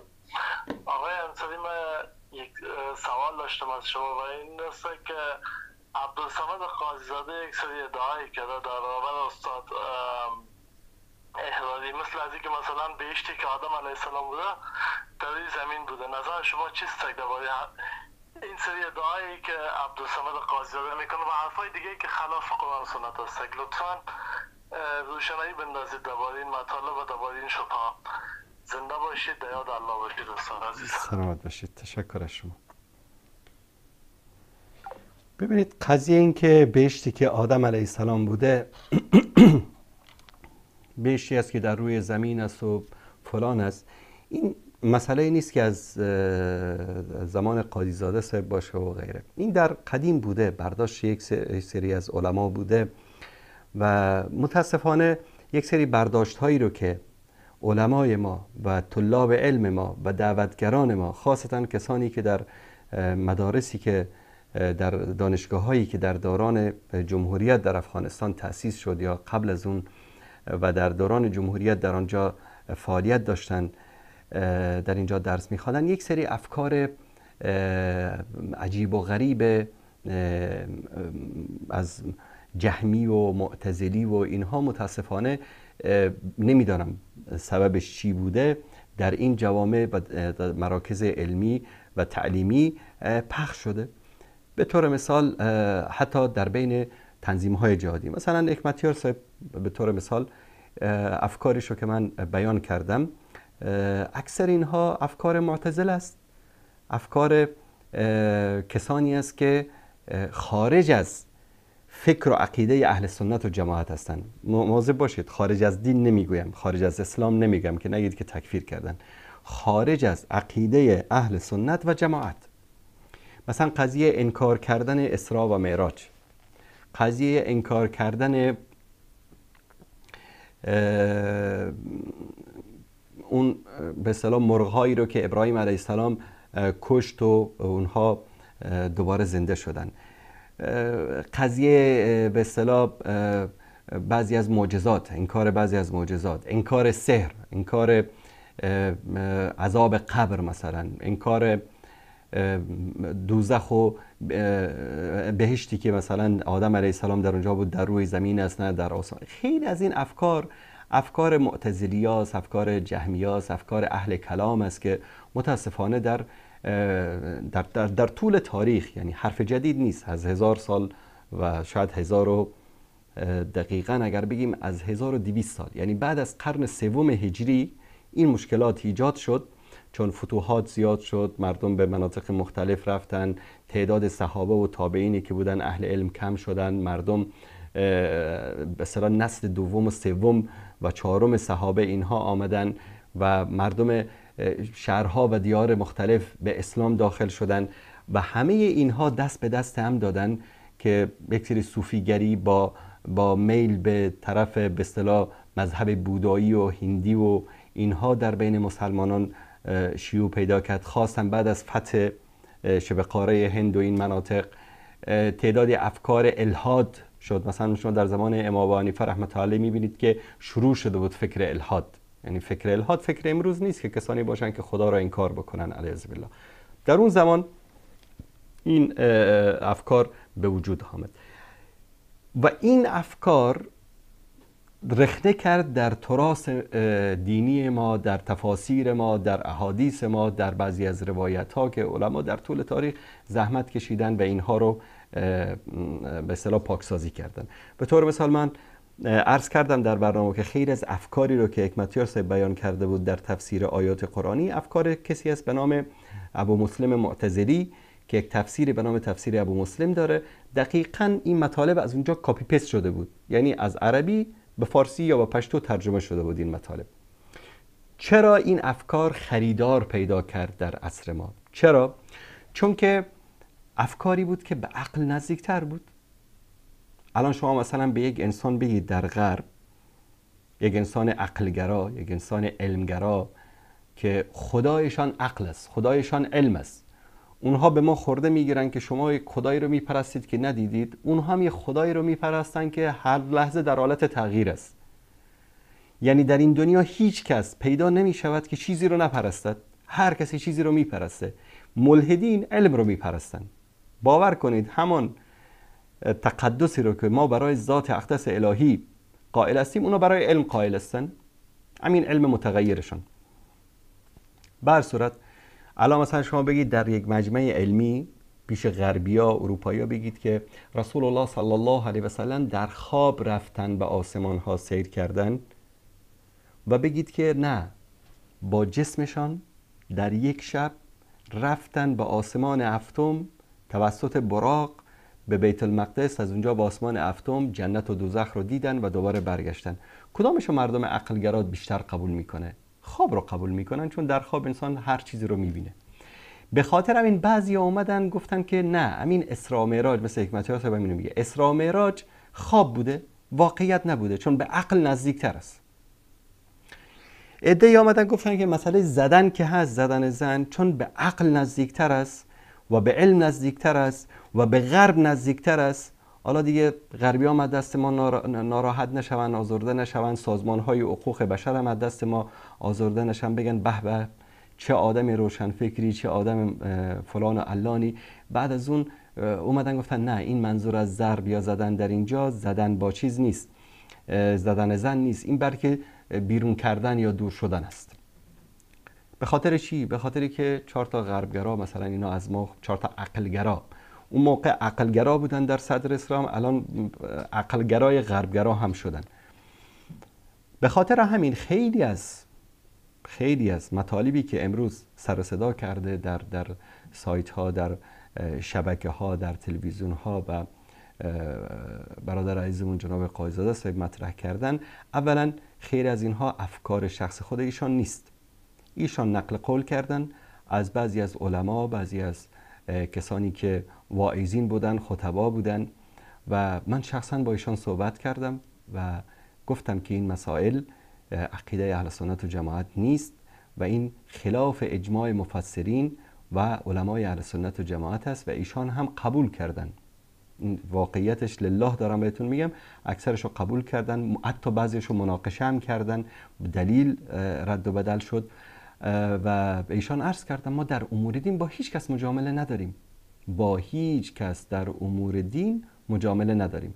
خدا کنه امام بخاری باشه، امام مسلم باشه، امام ترمذی. ببینید علما اومدن احادیث این بزرگوارانی که در صدر اسلام هر کدام اینا کوهی از علم بودن رو اومدن بررسی کردن، حتی در بعضی جا گفتن امام بخاری در اینجا اشتباه کرده، تا امام آلبانی، تا ابن باز رحمت الله علیه، تا ابن عثیمین، تا مفسرین، تا محدثین گفتن فلانی در فلان جا اشتباه کرده. اشتباه علما رو بیان کردن. هیچ کس معصوم نیست، نه استاد قاضی زاده معصوم است، نه من معصوم هستم، هیچ کدام از ماها معصوم نیستیم و هر کس که اشتباهی برخلاف عقیده اهل سنت و جماعت، برخلاف اجماع مفسرین اهل سنت و جماعت انجام میداد، ولو این که میلیون ها نه که میلیاردها نفر بپسندن، قبول بکنن، هورا بکشن، کف بزنن، این نمیتونه که حق بشه. حق آن است که در قرآن و حدیث صحیح رسول الله صلی الله علیه و آله و سلم آمده باشه. این که مثلا میگن که جنتی که آدم و حوا علیهم السلام در آن بودن جنتی است که در زمین هست و نه در آسمان، این قول شاذی است که تعدادی از علما گفتن، حتی تعدادی از مفسرین هم به این عقیده هستن، حتی تعدادی در اثبات این کتاب هم نوشتن. یعنی حرف شخص قاضی زاده نیست که بعضی امروز بیان بگن نه همه اینا به پای قاضی زاده که چون این حرف رو تکرار کرده.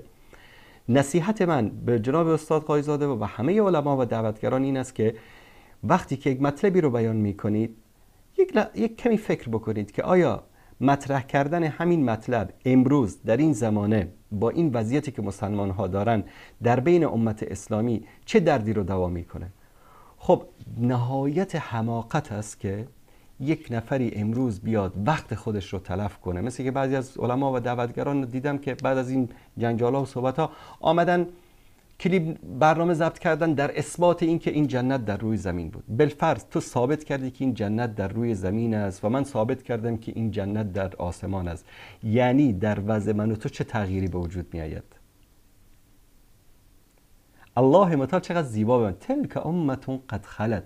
آدم علیه السلام و حوا علیه السلام در چه جنتی بودن؟ چه در زمین بود چه در آسمان بود. تلک امتون قد خلت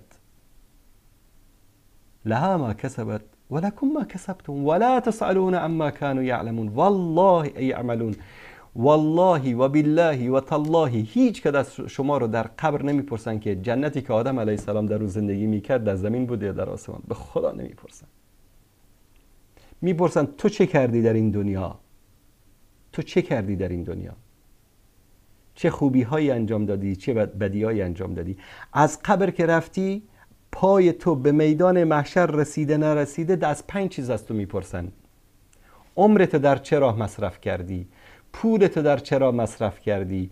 علمت در چه راه مصرف کردی؟ اوقات فراغت در کجا مصرف کردی؟ صحتمندیت در چه راه خرج کردی؟ از این نمیپرسن که در حشر نمیپرسن که جنت در آسمان بوده در زمین بوده. بعضیا متاسفانه این مسائل رو به خاطر جلب توجه مردم، به خاطر بیشتر شدن به اصطلاح کسانی که امروز در این دنیای پر از آشوب و پر از افکار و ایدئولوژی های مختلف و حملات نظامی و سیاسی و اعتقادی و فکری و فرهنگی برای مسلمان ها، تو هم بیا یک علم شنگه دیگه بپا کن که والا این جنت در آسمان است یا در زمین است. چه دردی رو از امت اسلامی دوا میکنه؟ امروز اون برادر و خواهر و خانواده مسلمانی که در افغانستان نان خوردن ندارن. سیدنا عمر رضی الله تعالی عنه میفرمایند که فقر انسان را به کفر میکشه و من از زبان انسانهای مؤمن و متدین و متقی که 65 سال عمرشو در عبادت و در تصوف سپری کرده بود، در زمان جنگ‌های داخلی در کابل از زبان شنیده میگه خدایا اگر بنده نگه کردن اینطوری است که ما رو به حال خود ما رها بکن. کلمه کفر داشت میگفت. حالا بیاید شما بحث بکنید که مثلا جنت در آسمان بوده یا در زمین بوده. حماقت نیست، جهالت نیست، بدبختی نیست. چرا باید ما جوان‌ها، چرا باید ما مسلمان‌ها، چرا باید ما دعوتگران دنبال این مسائل بگردیم؟ یک مسئله ای رو گفت رفت، برید نصیحتش بکنید، قبول کرد نکرد، بر او اتمام حجت شده. 4 تای دیگه بلندشن بیان این رو باز دوباره علم بکنن و بیان دلیل بگن برای فلانی این گفته، فلانی این گفته، فلانی این گفته. یعنی من تعجب میکنم تو وقتتو صرف کردی، برنامه ایجاد کردی به خاطر اینکه تو به ثابت بکنی که این جنت، چه تأثیری داره این برنامه تو در اقتصاد کشور، در سیاست کشور، در تعلیم و تربیت کشور. به جای این تو برو یک برنامه نیم ساعته ثبت بکن که جوانها رو تو برای راست هدایت بکنی. یک برنامه نیم ساعتی پخش بکن. ببین خیلی از جوانان ما ریختن به موضوعات و برنامه هایی که نه در او تخصص دارن، نه در او تجربه دارن، نه در او علم دارن. چرا به این مسائل میپردازید؟ امروز چند تا دعوتگر و عالم دین ما در مورد اداره و سیاست در سیرت رسول الله صلی الله علیه و سلم برنامه دارن؟ چند تاشون برنامه دارن؟ اصلا شما همین کسایی که الان دارید این برنامه رو میبینید، چند نفر از شماها امروز از زبان یک عالم و دعوتگر شنیدید که سیاست شرعی رو از سیرت پیامبر صلی الله علیه و سلم برای شما بازگو کرده باشن؟ نظم و اداره و مدیریت رو از سیرت رسول الله صلی الله علیه و سلم برای ما بازگو کرده باشن؟ اقتصاد رو، اداره رو، دولت رو، ویژگی های حکومت اسلامی رو برای ما بازگو کرده باشن؟ همه چسبیدن به دنبال همین مسائل. چرا؟ چون بازارش گرم است. آیا بیان کردن و دامن زدن به همین مسائل به نفع امت اسلامی است؟ به نفع وحدت و یک پارچگی امت اسلامی است؟ و حتی علما و دعوتگران و طلاب علمی که اهل علم هستن، اهل منطق هستن، به جای اینکه بیان این شبهات رو یا این اشتباهات یک دعوتگر رو با دلیل، با منطق و با علم پاسخ بدن، شروع میکنن به توهین کردن، اهانت کردن، تحقیر کردن، طرف مقابل رو کم شمردن، او را خوار و ذلیل کردن، که انه بگی ما در میدان کشتی هستیم که حتما باید من بگیرم طرف رو بزنم به زمین. نه، اینطوری نیست. تو عالم هستی، مفسر هستی، دعوتگر فقیه هستی، در جوانبی از علم و معرفت تو سرآمد کل هستی. طرف مقابل شاید به اندازه تو علم نداره، اما در جانب دیگری از دین و اجتماع شاید شخصیت موثری باشه. به خاطر همین نباید که بیایم همدیگر رو ترور شخصیتی بکنیم. شاید بعضیا بگن که خب همین انتقادات متوجه شما هم هست. الله متعال شاهد است. در مورد روافض و در مورد اینا که من خط قرمزی ندارم. هرگاهی که اشتباه و خطا و فکر مخالف دین و شریعت باشه رو بدون رو درواسی بیان میکنم. اگر گاهی نقدی از علما و دعوتگران اهل سنت شده، باور به خدا بکنید، من به حاج صدیقی الله متعال حفظش بکنه 10 روز قبل از اینکه در مورد صحبتاش حرف بزنم پیام دادم. 3 تا پیام صوتی. با خیلی الفاظ خوب نصیحتشون کردم، موقفتان را بیان بکنید. جواب ندادن. بر دلیل حالا تکبر ورزیدن یا گوش نکردن، گفت اصلا تو کی هستی که من به تو جواب بدم؟ بعد از اون من آوردم کلیپش رو، تعریفش از قاسم سلیمانی و به اصطلاح رئیسی و حکومت ایران رو پاسخ دادم. شاید کلمات گاهی اوقات تند باشه، اما موقف این رو میطلبه. اما که ما امروز بیاییم یک دعوتگری رو که به اصطلاح شاید در جانبی موفق بوده، ما اون رو بخوایم قضیه رو شخصی بکنیم. نه، رد تو بده، با تندترین الفاظ رد علمی رو بده. من در مورد صحبت‌هایی که جناب استاد قایزاده کردن نشستم باش، با شدیدترین الفاظ گفتم که این مسائلی که شما بیان میکنید اشتباه هست، درست نیست، و تجاوب نشون دادن و قبول کردن. اما این که بیام مثلا نه تو فاسقی، تو فاجری، تو فلانی، کلمات زشت و زننده‌ای رو انسان اونم در رسانه بیاد بیان بکنه، اینم اخلاق اسلامی نیست، اینم اخلاق محمدی نیست، اخلاق قرآنی نیست. انسان ادعو الی سبیل ربک بالحکمه والموعظه الحسنه وجادلهم بالتي هی احسن.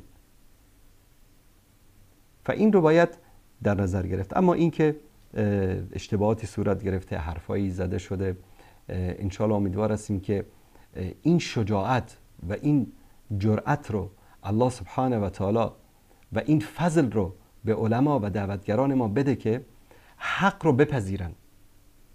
سیدنا عمر رضی الله تعالی عنه خلیفه است، امیر المؤمنین است، از سابقون الاولون است، از اهل بدر است، از اهل احد است، از اهل حنین است، از چیز فضایل که دوست دارید بگید. بالا میشه سر منبر یک حرفی رو میزنه در مورد مهر زنها. پیر زنی از اون آخر بلند میشه میگه که ای عمر، حرف تو رو قبول کنیم یا حرف خدا رو قبول بکنیم؟ تو داری اشتباه میگی، اینو حق خداوند به ما داده، به تو چه؟ حضرت عمر چی گفت؟ من عمر شیخ الاسلام، شیخ القرآن و الحدیث، قائد المجاهدین، امیر المؤمنین، از سابقون الاولون، اهل بدر و حنین و احد و احزاب و خندق و فلان، تو بلند شد یک پیرزن فرتوت که راه نمیتونه بره، تو بلند میشی در مقابل من داری حرف میزنی؟ تو فلان فلان فلان شد. نه گفت یک زنی صحیح گفت و عمر اشتباه کرد. الله متعال به علما و دعوتگران ما این بصیرت رو عطا بکنه و این جرأت رو عطا بکنه، این حقگرایی رو عطا بکنه که حق رو ولو که بر علیشان باشه بپذیرن. سیدنا علی رضی الله تعالی عنه چی میگه؟ قولوا الحق ولو علی انفسکم، حق رو بگید ولو که بر علیه خودتون باشه. تکبر نکنیم، غرور نکنیم. والله کسی که در مقابل الله و رسولش تکبر بکنه، غرور بکنه، الله متعال خوار و ذلیلش میکنه. امروز اگر از من اشتباهی در حق الله و رسول، در حق دین الله و رسولش سر میزنه و من میام میگم که من اشتباه کردم، این فضیلت است برای من، این رفع درجات است برای من، این برگشت به حق فضیلت است برای انسان. نباید انسان تکبر بکنه، حق رو قبول بکنه و حق رو بیان بکنه. اگر اشتباهی کرده از اشتباه خودش برگرده. نه والا من یک حرفی زدم، من چطور برگردم از این حرفم؟ این صفت یک مؤمن و مسلمان نیست. حق رو باید گفت، حق رو باید قبول کرد. و یکی از بزرگان اهل سنت میگه که ما فرزندان دلیل هستیم، هر طرفی که دلیل رفت به همان طرف میریم. شما امروز به یک طرف اشتباهی میکنه، شما میگی 100 تا دلیل بهش میگی، میگه نه والله این حرف من است، من خودم. خب انسان حق داره بهش بگه تو کی هستی؟ تو چه کاره هستی که تو میای از پیش خودت تعویل میکنی، تفسیر میکنی و مسائل شرعی رو بیان میکنی؟ و ما باید این حد خودمون رو بشناسیم، بدانیم و در جایی که تخصص ما نیست. همیشه من این رو گفتم، بعضیا شاید مسخره بکنن، اما وقتی ما دچار لغزش میشیم و اشتباه میشیم که در مسائلی که علم نداریم، تخصص نداریم، در اون وارد میشیم. امیدواریم که الله سبحانه و تعالی همه ما رو به راه راست هدایت بکنه. السلام علیکم و رحمت الله و برکاته.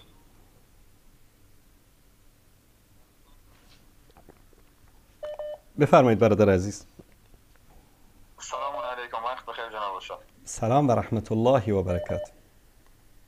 زنده باشین جناب استاد، خدا شما توفیق بده، موفق باشین. سلامت باشید. جناب استاد چند وقت قبل زنگ زدم بابت گفتم خاصی نفر نوشته کرد به خانم خود که هزانت بچه ها با تو هر وقت خواستی بری. بعد مدت تحقیق کردم و خاطر به دست آوردم، خاطر مطالعه کردم، بخوندم خاطر به او خط نوشتیه که به خانم خود گفته که تو دیگه حق نداری به داخل بابال خانم ندارم. و بعد از این مدت اینا تقریبا تو ما با هم زندگی کردن، یعنی با هم زندگی کردن به خوبی، خوب خوشی، دیگه مشکل برطرف شده. بعد از این مدت اینا خب باز اختلاف به وجود آمده، خانم رفته یک مدتی از خانه دور بوده و خانه کلا ترک کرده. بعد که طرف خبر شده این خانم رفته با یک فرد شیعه صیغه کرده و از مذهب از اهل سنت هم ترک کرده، یعنی تغییر مذهب داده، شیعه شده خانم. گفتم که او حال طلاق محسوب میشه چون با هم اینا رجوع کردن، بالاخره زندگی کردن، این موضوع طلاق حساب میشه. و این که حالی خانم مثلا تغییر مذهب داده و شیعه شده، این حکمش چیه که صیغه کرده با اون طرف. ببینید وقتی که رجوع کرده و طرف دوباره طلاق نداده، ایشون هنوز هم در حق نکاح طرف اول هست و وقتی که میره با کسی دیگه نکاح میکنه و یا با کسی دیگه هم بستر میشه، این زنا محسوب میشه. درسته. و حالا این رفته پیش بعضی از ملاها، نمیفهمم که چی بود، کدوم ملای بوده، چی ملای بوده، گفته که نه دیگه کلا تو دیگه به او فرد اولی که تو خاطر نوشته تو طلاقی، دیگه تو به او زن شوهر تو طلاق میشی.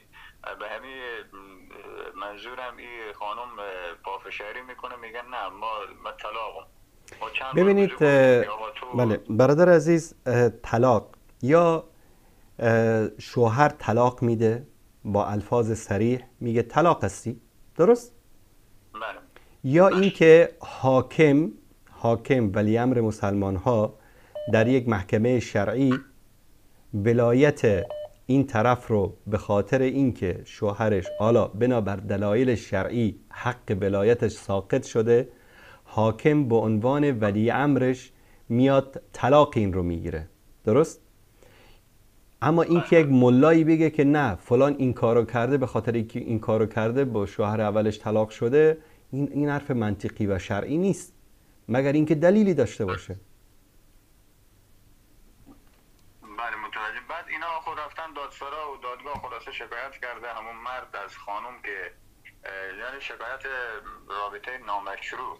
محکمه هم به خاطری که حالا نمیفهمم به چی دلیل پرونده به جلسه اول پرونده به مختومه اعلام کرده که یعنی موضوع اصلا معلوم نکرده که این موضوع صحت داره نداره. بود فرد گفت آقا ما اهل تسننیم، تو باید برنامه بدی که ما بریم مثلا از ملا خب فتوا بگیریم، از مفتی خب فتوا بگیریم که این طلاق میشه یا نمیشه. اگر طلاق بشه که میگه شباهتی نداره، مشکل نداره، افضل ازدواج کرده، بعد طرف صحه کرده، ازدواج کرده و مسئله نداره. بله ببینید محکمه‌ای که دادسرایی که رفتن مال شیعه یا مال اهل سنت؟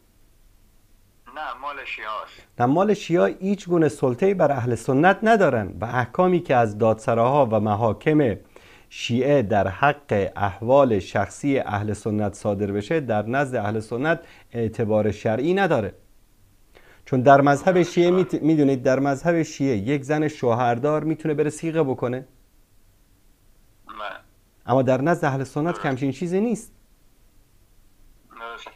بعد این که حال تغییر مذهب داده و رفته شیعه شده، این حکم از این خانم چی میشه که وقتی هم ثابت بشه که این خانم طلاق نبوده؟ ولو اینکه شیعه شده باشه نکاحش هنوز با اون شخصی که سنی هست برجا هست، چون علمای شیعه اکثریتشون در این که یک دختر شیعه با یک مرد سنی ازدواج بکنه، نکاح بکنه، این رو یک نکاح شرعی میدانن حتی در مذهب شیعه. تشکر شما. زنده باشید. سلامت باشید. خدا نگهدار. یک نکته هم خدمت شما عزیزان عرض بکنم. مسائل میراث، مسائل نکاح، مسائل طلاق، اینا رو سعی بکنید در منطقهتون با یک عالم دینی که وارد باشه در این مسائل از نزدیک برید باهاش صحبت بکنید و هیچ وقت همچین فتاوایی رو از طریق تلفن و از طریق اینترنت و این چیزا نگیرید، ولو در برنامه‌های شبکه‌های توحیدی هم باشه، چون این مسائل خیلی دقیق هست. مثلا یک نفر شما یک مسئله رو بیان میکنید، یک جانبی رو میپوشانید، یک جانب خیلی حساسی رو، 1% از داستان رو نمیگید. همین 1% شاید فتوای طرف رو 180 درجه تغییر بده. به خاطر همین اکثرا علما رو که من فتاوایشون رو دیدم، علمای بزرگی مانند شیخ بن باز، شیخ آل شیخ، شیخ ابن عثیمین، کسانی که تلفنی این مسائل رو میپرسیدن میگفتن هر دوتاتون بیایید. به زن و شوهر به طرفین میگفتن بیایید در دارالفتاء، اونجا از نزدیک به اصطلاح فتوا بهشون میدادن، چون این مسائل مسائلی نیست که بخوایم ما از طریق تلفن و اینها حل بکنیم. بیننده عزیز سلام علیکم، بفرمایید.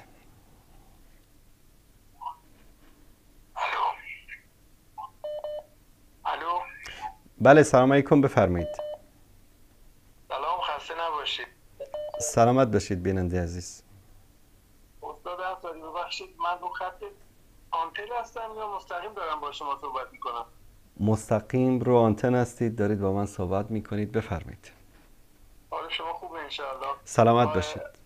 آقای استاد انصاری عزیز، من یکی دو تا سوال دارم، انشاءالله بتونم سوالاتم رو ساده براتون بیان کنم. سوال اول. آلمان زندگی میکنم. تو ایران به کسی گفتم برام زمینی بخره. این زمین رو ایشون به من گفت ما بین من و شما خدا، من وکیل شما هستم، این زمین رو براتون میخرم. زمین رو رفته 1,500,000 خریده، ولی به من گفت من 1,800,000 خریدم، یعنی 300 میلیون تومان از من بیشتر پول گرفته. و منم بهشون گفته بودم که ما بین من و شما خدا وکیلی این کارو برام بکنه. آیا این پول برای اون حلاله یا حلال نیست؟ این یک سوال.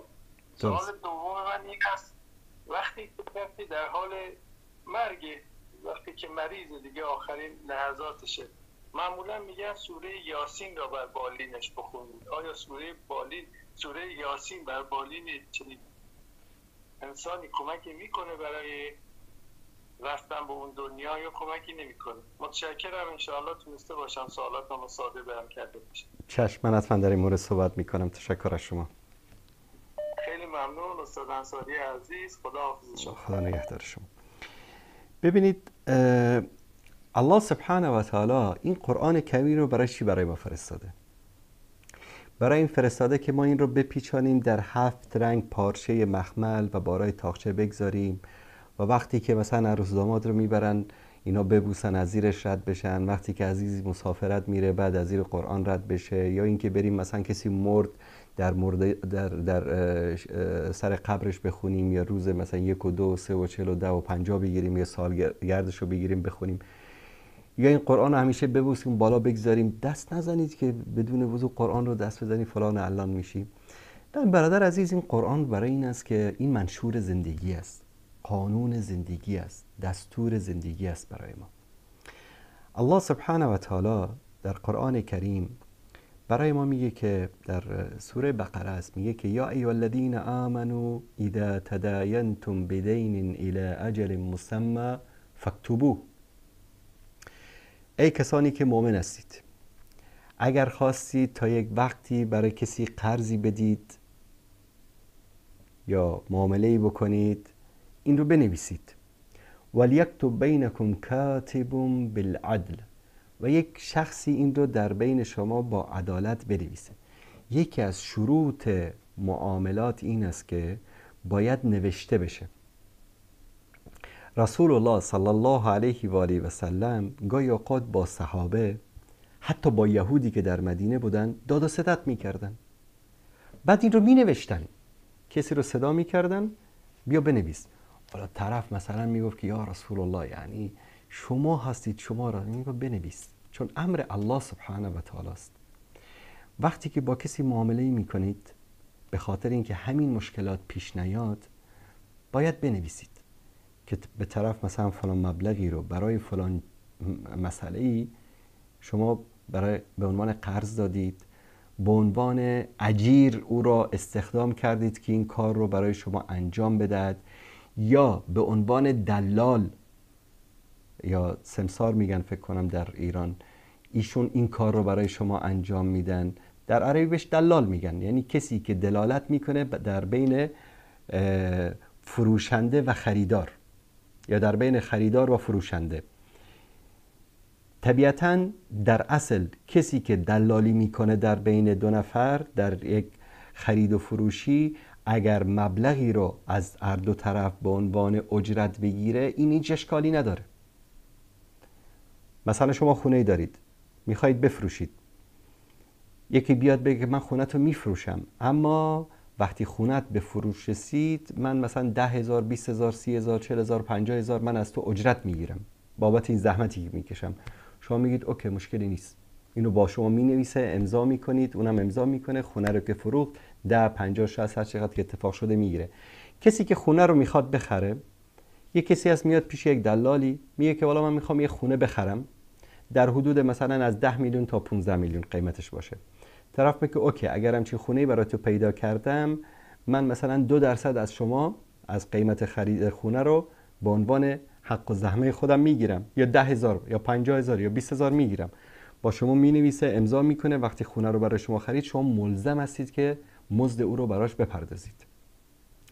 اما در صورتی که شما کسی به شما گفته یا شما به کسی گفتید که فلان زمین رو برو برای من بخر، اون به شما بگه قیمتش 50,000 است، شما بگید اوکی قیمتش 50,000 است، این 50,000 خدمت شما، زمین رو برو برای من بخر. فرض پوزش این میره زمین رو 50,000 برای شما میخره، به اسم شما میزنه و سلام نامه تمام. کسی دیگری است که میره زمینی رو اونجا میبینه، فروشنده میگه 50,000 نه 40,000، ایشون میاد به شما میگه که من یک زمینی برات پیدا کردم قیمتش 50,000 است، دروغ میگه به شما، در حالی که قیمتش 40,000 است. از شما 50,000 میگیره، میبره 40,000 رو به صاحب زمین میده، 10,000 رو برای خودش میگیره. این مثل کسی میمانه که یک پارچه نان حلالی داره، میبره در توالت با مدفوعش آغشته میکنه میخوره. این انسان حیثیت همیشه یک چیزی رو داره، یعنی اون رزق حلال و پاک و تمیز خودش آلوده کرده، کثیف کرده. در صورتی یک شخصی میتوانه این کار رو بکنه که به طور مثال شما به من میگید که من میخوام یک زمینی بخرم، مثلا چیزی در حدود 40-50,000 قیمتش باشه. من رفتم یک زمینی رو 40,000 خریدم، به اسم خودم شده، من مالکش شدم، یعنی پول دادم، زمین رو تسلیم شدم. به قول عربی سلم و استلم، یعنی داده پول رو و زمین رو تسلیم شده. در این صورت مالک زمین منم، میگم یک زمینی هست مالکش منم، طبق اون ممیزات و مواصفاتی که شما میخواید، قیمتش 50,000 میخوای 10,000 اینجا سود گرفتم. این جایز شرعاً، هیچ مشکلی نداره. متاسفانه خیلی از دلال ها امروز این کارو میکنن و این جایز نیست. اولا دروغ است، ثانیاً فریبکاری است. دروغ گفتن جایز نیست، مؤمن و مسلمان دروغ نمیگه. فریبکاری جایز نیست. رسول الله صلی الله علیه و سلم میفرمایند من غشنا فلیس منا، کسی که ما رو فریب میده از ما نیست. تو الان یعنی باید با این طرف رو راست باشی. تو دلال هستی، تو صاحب زمین هستی، تو میخوای سر طرف کلاه بگذاری، این کلاه گذاشتن هست. طرف اومده مثلا گفته که من یه خونه در فلان شهری میخوام بخرم، اتفاقی که برای یکی از دوستانمون مدت قبل رخ داده بود. عکسای خونه رو میفرسته، طرف میگه قیمت خونه چنده، میگه والله صاحب خونه من باش خیلی صحبت کردم و با اصرار گفت مثلا 2.5 میلیون. طرف عکسو میبینه، چیزا رو میبینه، میپسنده، میخره. بعد از مدتی اتفاقا چی بهش میگه؟ میگه که 2 میلیونشو بفرست به این شماره حساب، 500,000شو طرف نقد میخواد بده به من یا بفرست به من، من از حسابم میگیرم، خلاصه به طرف نقد میدم. اینم دوستش رفیقش شک نمیکنه، میره این کار رو انجام میده. طرف میره منتقل میشه در خونه، خب یک سری مشکلات پیش میاد در خونه، بعضی چیزایی که به اصطلاح اشکالاتی که بوده در خونه ایشون خبر نداشته، بعداً براش آشکار میشه. موقف طوری تغییر میکنه که روبرو میشه با صاحبخونه، میگه والله تو عجب آدمی هستی، مثلا 2.5 میلیون خونه تو به من فروختی، این همه مشکلات داره. بگی چند؟ 2.5 میلیون؟ نه بابا من 2 میلیون فروختم خونمو، شما خودت 2 میلیون برای من تو حسابم فرستادی. میگه ای داد بیداد، این طرف دروغ گفته به من. خلاصه این دوستیه که مثلا 20 ساله بود بین این دو طرف، به خاطر همین معامله، به خاطر همین دروغ به هم خورد، شدن دشمن هم دیگه. و این صفت یک مسلمان نیست که این کار رو انجام بده. بیننده گرامی سلام علیکم، بفرمایید. سلام علیکم و رحمت الله و برکاته. علیکم السلام و رحمت الله و برکاته. چطور هستید؟ خوب هستید؟ سلامت باشید. الله متعال حفظتان کند. زنده و سلامت باشید.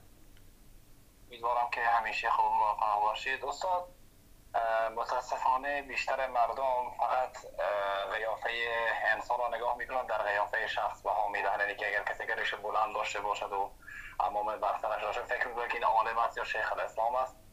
این دیدگاه در حقیقت غلط است، زیرا که مثلا یکی از دعوتگران قوی در کشور روسیه، مثلا ایشان هم ریشه کوتاه دارد، مثلا ریشه من هم به اندازه ریشه شما خیلی کوتاه هست. درست. یعنی بیشتر انسان‌ها مثلا او را مثلا قضاوت میکنن که شخص خوبی نیست، اینجوری است آنجوری است. کتاب‌هایش را من خواستم بخوانید که خداوند در قرآن میگه فبشر عبادی الذین یستمعون القول فیتبعون احسنه. مژده باد بر بندگانم که سخن‌ها را میشنوند و از بهترین آن پیروی میکنند. کتاب‌هایش را خواندم برای مطالعه، 3-4 کتاب باشد. در حقیقت باور بکنید تعجب کردم که گویا فکر کردم که همین مؤلف این کتاب یا امام محمد بن عبدالوهاب است یا آلبانی است. سبحان الله، هر یک احادیثی که آورده، سند همان حدیث را، شماره همان حدیث را، در کجا روایت شده، یا هر یک آیه قرآن را با دلیل و با اسناد آورده، که بعد از این من مطمئن شدم که هیچ وقت انسان را برای قیافه‌اش باید ما قضاوت نکنیم. بعد از اینکه ریشه کوتاه داره که علم جایگاه علمیش خیلی بالاتر است. بعضی ها ریشه دراز داره، مثلا همچون صوفی های گمراه. ببینید که مثلا خرافات و قبر پرست و از خدا بیخبر است. متاسفانه هنوز هم مردم همینجوری هستن. اگر وقتی ریش کوتاه در خود افغانستان هم فکر می‌کنه که توی گمراهی. اما این البته عمل خوبی نیست، ولی انسان باید دیدگاه علمیش رو ببینید، صحبت‌هایش رو گوش بکنید، کتاب‌هایش رو مطالعه بکنید، بعد قضاوت بکنید. یکی از با من بحث می‌کرد، میگه مثلا کی از صوفی‌ها میگفت مثلا تو با چه دلیل ابن تیمیه را شیخ الاسلام میگویی؟ به من اینجوری گفت از قرآن و حدیث دلیل بیاور. من براش گفتم تو از من به چه دلیل ابو حنیفه را امام اعظم میگویی؟ از قرآن و حدیث دلیل بیاور اگر با این منطق برداشته باشد. درست. واقعا هم هر گمراهی این مردم مثلا تعجب میکنم. مثلا بزرگوار بیشتر مزاحم شما نمیشم و خواستم با شما صحبت بکنم برای ما دعا. سلامت باشید. الله مطالب سن کنه. شما رو در دنیا و آخرت سربلند بگردونم. آمین و شما را هم. علیکم السلام و رحمت الله و برکاته. عزیزی نوشتن در کامنت ها که استاد عزیز فکر نمی کنید که طرفداری از طالبان سبب از دست دادن جایگاهتون میان مردم افغانستان می شود؟ من در شروع صحبت ها عرض کردم من از هیچ کس طرفداری نمی کنم. طرفداری به عنوان این که من بگم همه خوبی ها و بدی هایی که طالبا دارند رو من قبول بکنم و بگم هست و نیست اینا هستن گروه برحق، نه، همچین حرفی رو نزدم و نخواهم زد. این مخالف دین من است، مخالف عقیده من است. این که اگر کسی تهمتی بزنه، حرف نادرستی بگه در مورد طالبان، من بیام بگم که بله راست گفتی، چون که تو هم زبان منی، هم قوم منی، هم حزب منی، بله تو هر تهمتی، حرف ناحقی رو در حق طالبا بزنی درست گفتی، اینم درست نیست. یا این که غلو بکنم، هر چه بدی هایی که از اونها دور بکنم و همه خوبی های دنیا رو با اونها نسبت بدم، چه به طالبا چه به غیر طالبا، این انصاف نیست. به طور مثال وقتی یک روز نقدی کردم از برخورد و عملکرد بعضی از برادران سلفی من، اومدن بعضی از دوستان سلفی شروع کرد این فلان شده، علان شده، این شده، اخوانی شده، نمیدونم گمراه شده، ضال و مضل شده. چرا؟ مگر سلفی ها معصومند؟ مگر علمای سلفی معصومند؟ مگر وحی بر اونها نازل میشد؟ نه. علمای سلفی هم اشتباه میکنن، علمای حنفی هم اشتباه میکنن، علمای شافعی و مالکی و حنبلی هم اشتباه میکنن. امکان داره علمای اهل سنت و جماعت هم اشتباه بکنن.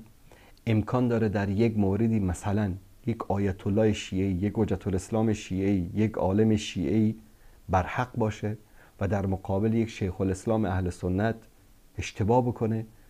این ببینید معیار رو ما باید یعنی حق بگذاریم، نه معیار قوم باشه، زبان باشه، کشور باشه، نمیدونم مذهب باشه. این معیارها در اسلام هیچ ارزشی نداره. الله سبحانه و تعالی در قرآن کریم میگه که ان اکرمکم عند الله اتقاکم، بهترین شما در نزد الله سبحانه و تعالی پرهیزگارترین شماست.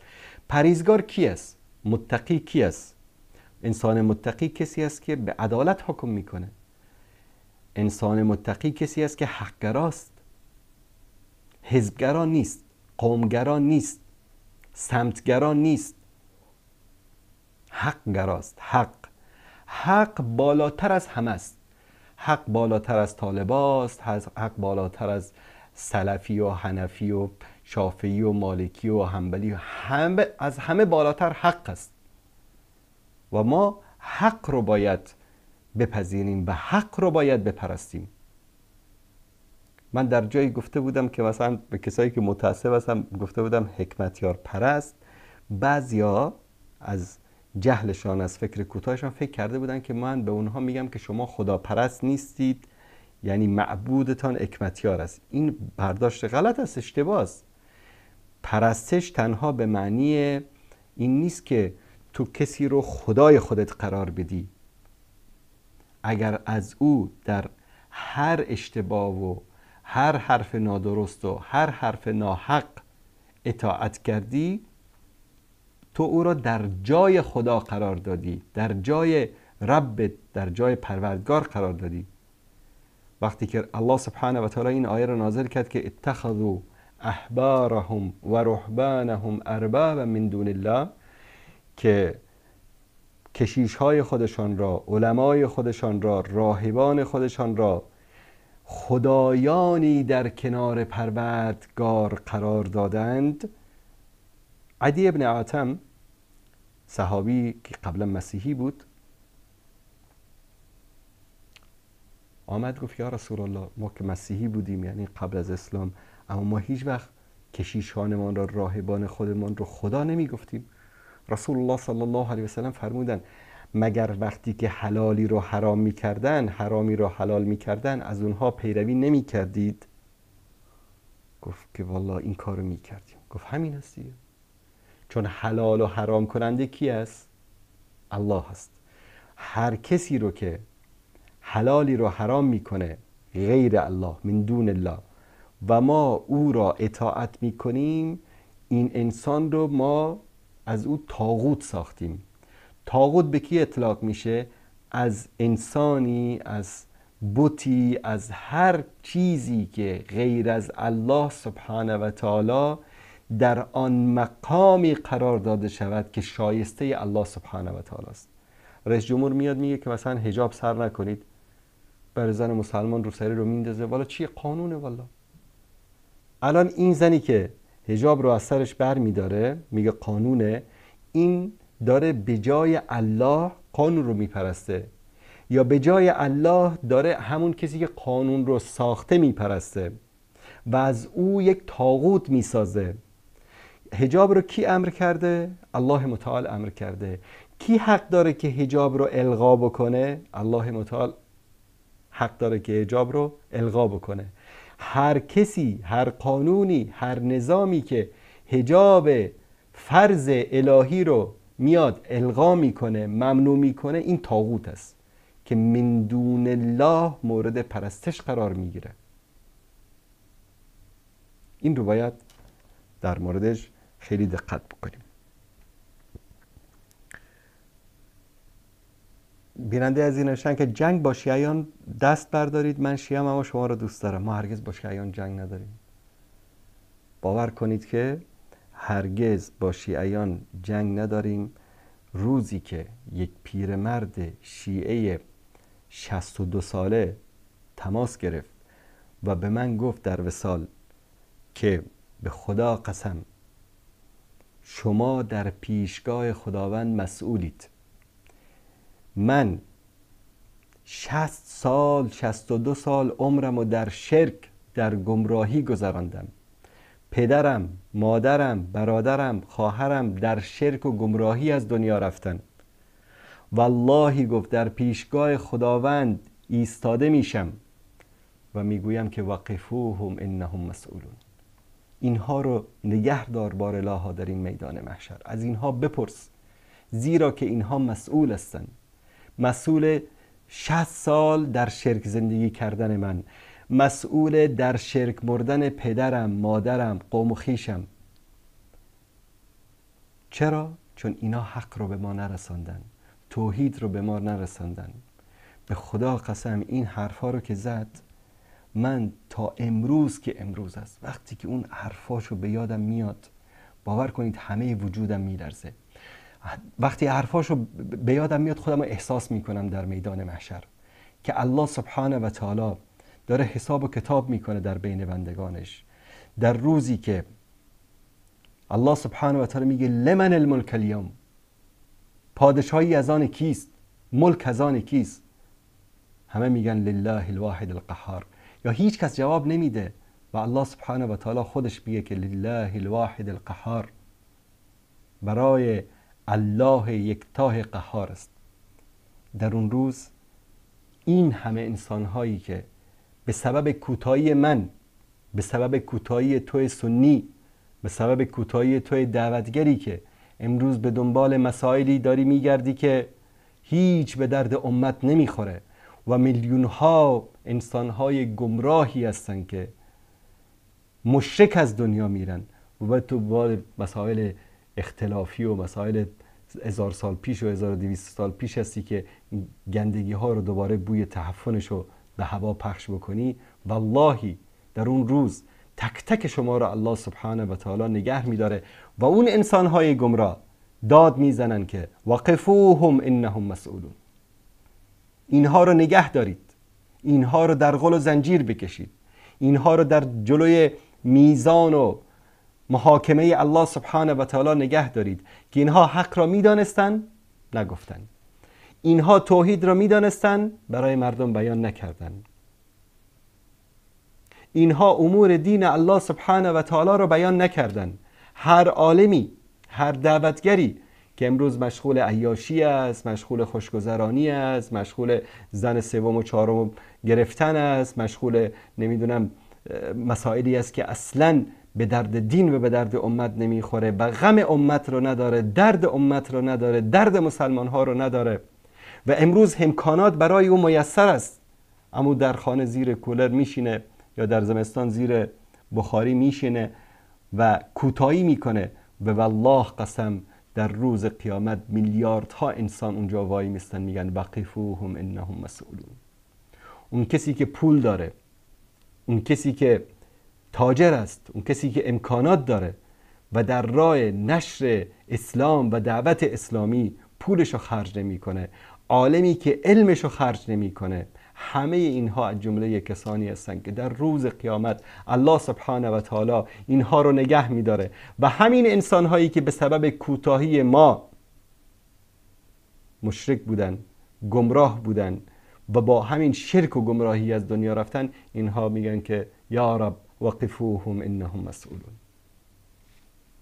پس ما دشمنی با کسی نداریم، والله و بالله و تالله که به خاطر اینکه دوستتان داریم، وگرنه شما همه ایتون سنی شوید، همه شیعیان دنیا بیان سنی بشن، اگر سودی به من میرسه.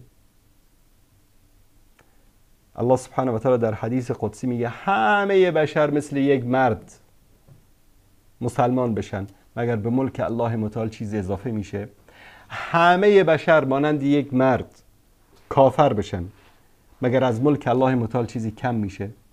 این خود ما هستیم که خودمان رو نجات میدهیم.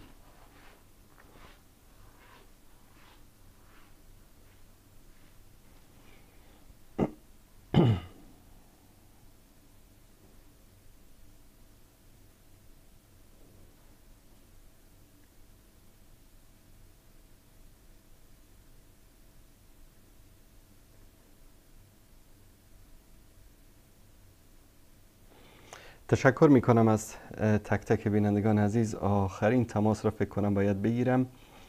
بیننده عزیز سلام علیکم، بفرمایید.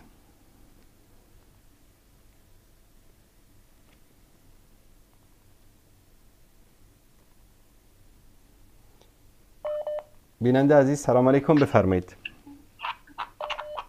سلام علیکم جناب. سلامت باشید برادر عزیز، بفرمایید. زیاد نمیگیرم. یک چند روز پیش یکی از ویدیوهای آخوندها رو دیدم درباره یک حدیث بخاری بود که من زودتر میخورم جنوب صاحب وقت نیست، به اون خاطر که وقت بدون نازلتا نشم. بفرمایید. حدیث 3821 از صحیح بخاری حضرت عایشه روایت کرده که حاله بنت خویلد خواهر خدیجه از رسول الله صلی الله علیه و سلم اجازه ورود خواست. در آن حالت نحو اجازه خواستن خدیجه به یاد پیامبر صلی الله علیه و سلم اومد و متغیر شد و گفت خدای حاله. عایشه گفت من بهش بردم و گفتم یکی از پیرزنان دندان افتاده قریش چی یاد میگیری که در روزگار گذشته مرده است و خداوند به جای آن به تو بهتر داده است.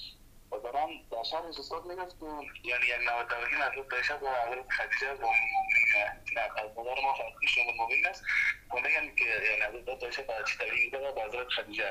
شاید شما بدانید به نام استاد یزدانی من باره شاگرد قزوینی هستم. جناب استاد اگر این حدیث شما شرح بدین و دومی که استاد امی میخواستم درباره مناظره شما اگر مناظره با امی استاد یزدانی داشته باشین چون نظر به اخلاق هم نسبت به بیشتر اخلاق خوبتر است، یعنی با اخلاق صحبت میکنن. اگر شما هم کنید با شبکهش هم نیفهم کدام است که همون استاد یزدانی که طرف برنامه می شاگرد قزوینی فکر کنم اگر مناظره هم داشته باشین با آنها در این باره در بخاری چند ویدیو انداختن که 15 راوی بخاری ضعیف میکشه، نظر و سند صحیح بیشی خودش میاره که خود بخاری یک راوی را تضعیف کرده، یک شمه میگه در یک کتاب گفته که این ضعیف است باز از او روایت هم کرده. و تشکر جناب استاد درباره حدیث باز ان شاء الله شما نظریه بنا کنید باز ما بشنویم. تمام، تشکر زنده باشید برادر عزیز.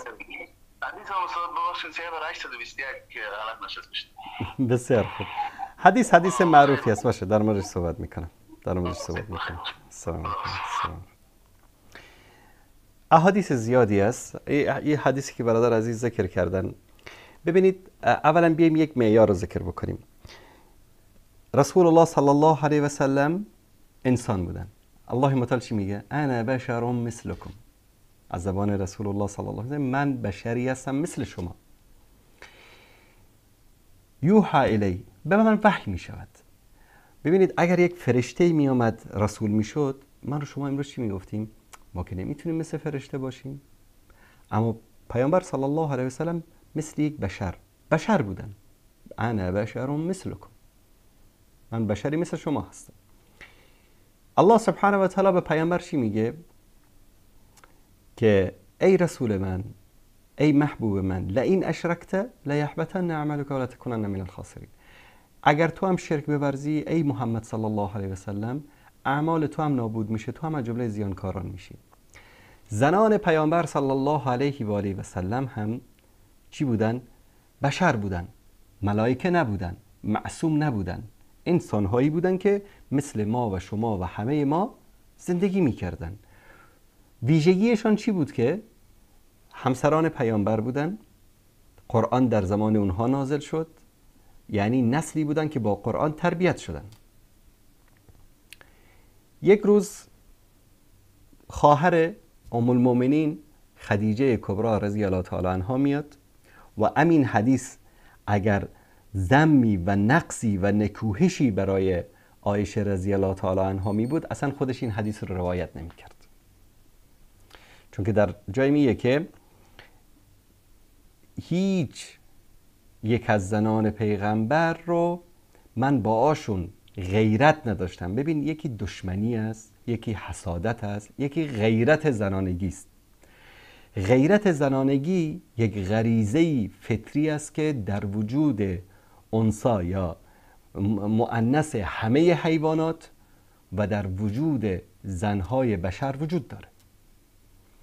غیرت مردانگی در وجود مردهای بشر وجود داره و در وجود مذکر خیلی از حیوانات هم با تناسب کم و زیاد وجود داره. غیرت مردانگی این است که شما دوست نداری زنت با کسی بخوابه، دوست نداری زنت با کسی بنشینه، دوست نداری که زنت با کسی بگو مگو داشته باشه. غیرت مردانگی این است. کسی که در مقابل همسرش غیرت نداشته باشه بهش میگن دیوس. و همین چیز در بین زنها هست که زنها غیرت دارن نسبت به شوهرانشون که شوهرانشون با زن دیگری به اصطلاح همخوابه نشن، با زن دیگری داخل گفتگو و معاشرت نشن.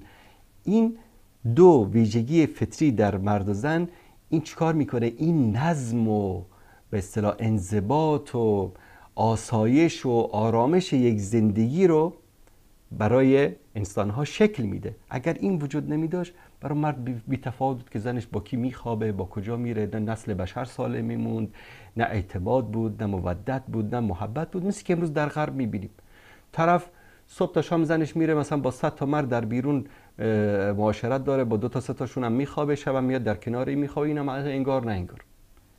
مردم همینطور، زنم همینطور. به خاطر همین میبینی که شیرازه خانواده امروز در غرب از هم پاشیده و در جوامعی که با وجود فقر، بدبختی، مشکلات، جنگ و هزار یک چیز دیگه، این خانواده ها در کشورهایی که اصول اخلاقی و دینی در اونجا مراعات میشه، کانون گرم خانواده بیشتر اون به اصطلاح محبت و همبستگی و اون شیرازه خودش رو حفظ کرده و این غیرت است.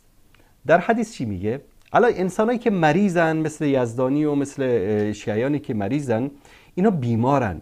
اینها به هر داستانی، به هر حدیثی بر اساس همون مفکوره بد خودشون نگاه میکنن. مثلا برادر عزیز، شما از کسی بدتون بیاد، اصلا فطرتاً از یک انسانی بدتون بیاد، باور کنید کار خوبم بکنه شما تعریفش نمیکنید چون بدتون میاد ازش.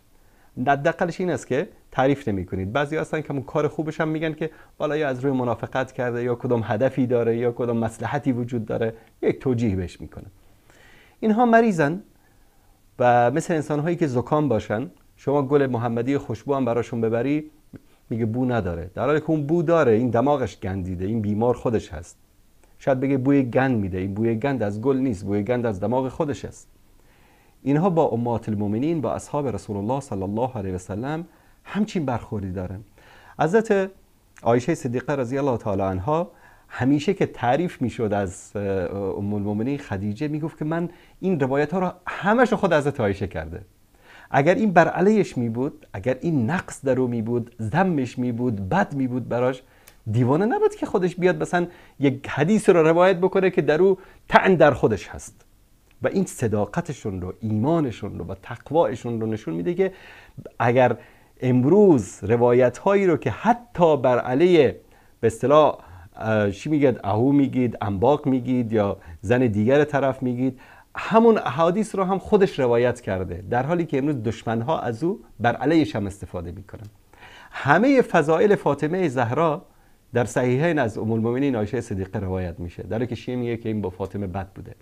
همه فضائل خدیجه کبرا از زبان عایشه صدیقه رضی الله تعالی عنها روایت میشه. میگه که به هیچ یک از زنان پیامبر غیرت هم نمی اومد. نمیگه دشمنی، عداوت، غیرت. چرا؟ میگه هی پیامبر از او تعریف میکرد.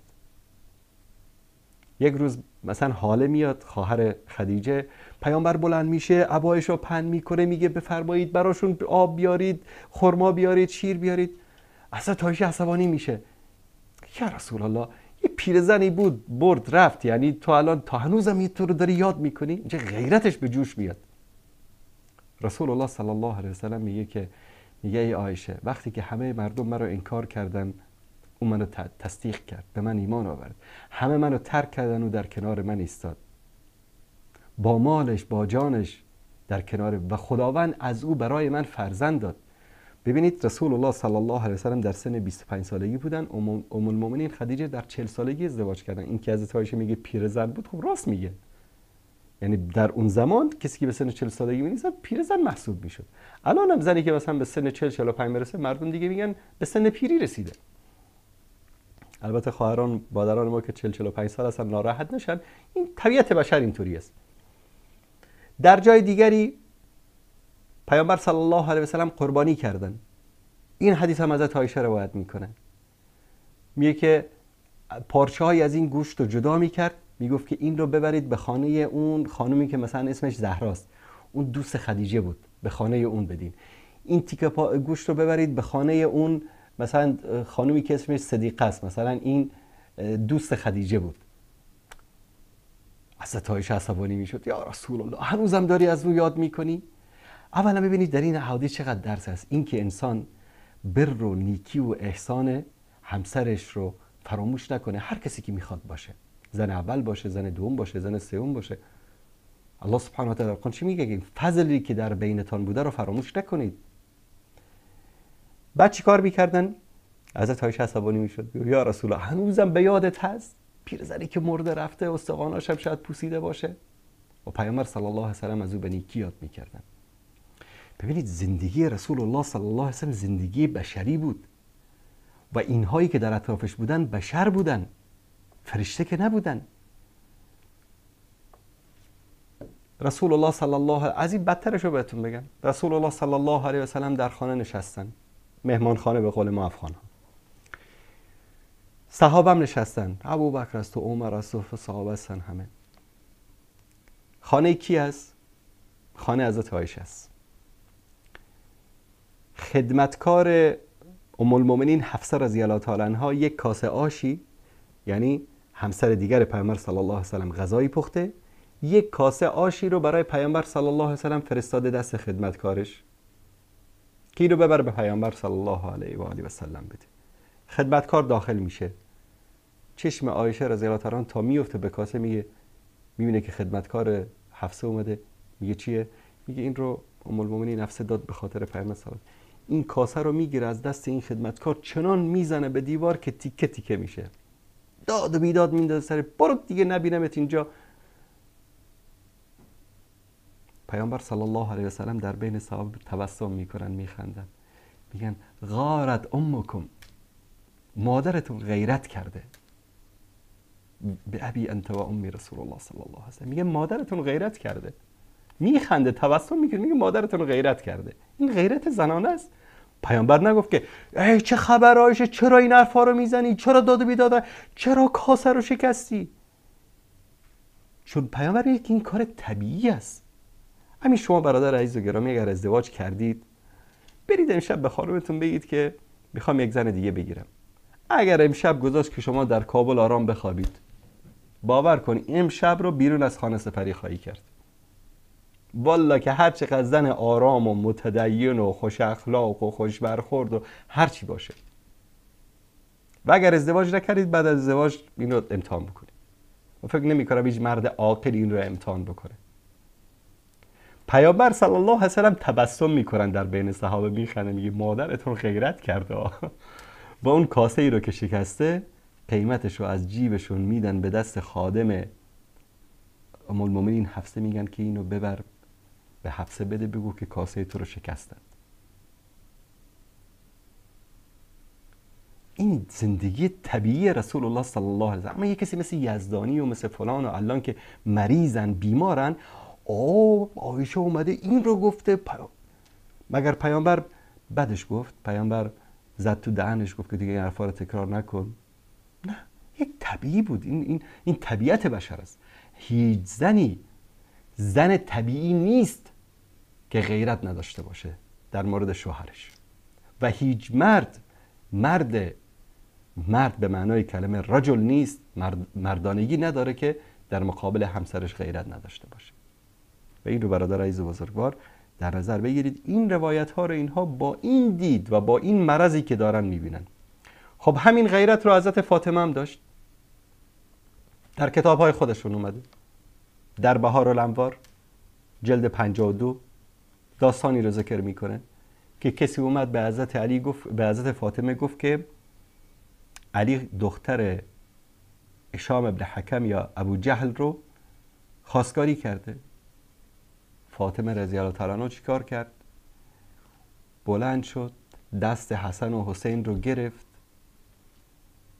عصبانی از خونه زد بیرون، رفت خونه رسول الله صلی الله علیه و سلم، گفت یا رسول الله تو به این پسر عموی شکم گنده کچلت، خیلی معذرت میخواین، در کتابای خودشون اومده. وقت برنامه به پایان رسید وگرنه نشون میدم. در روز سه‌شنبه آینده ان شاءالله کلا در این مورد کتاباشون که توهینایی که کردن، میگه تو منو دادی به این پسرعموی کچل شکم گنده قد کوتاه که هیچ مالی هم نداره، الان رفته میخواد سر من زن بگیره. رسول الله صلی الله علیه و سلم بلند شدن رفتن دنبال علی که علی کجاست. رفتن خونه، دیدن که تو خونه نیست، چون فاطمه که غضب شد علی هم از خونه زد بیرون. میرن که در مسجد خاکی رو جمع کرده، سرشو گذاشته خوابیده، با نوک پا میزنن به پای سیدنا علی. چی میگن؟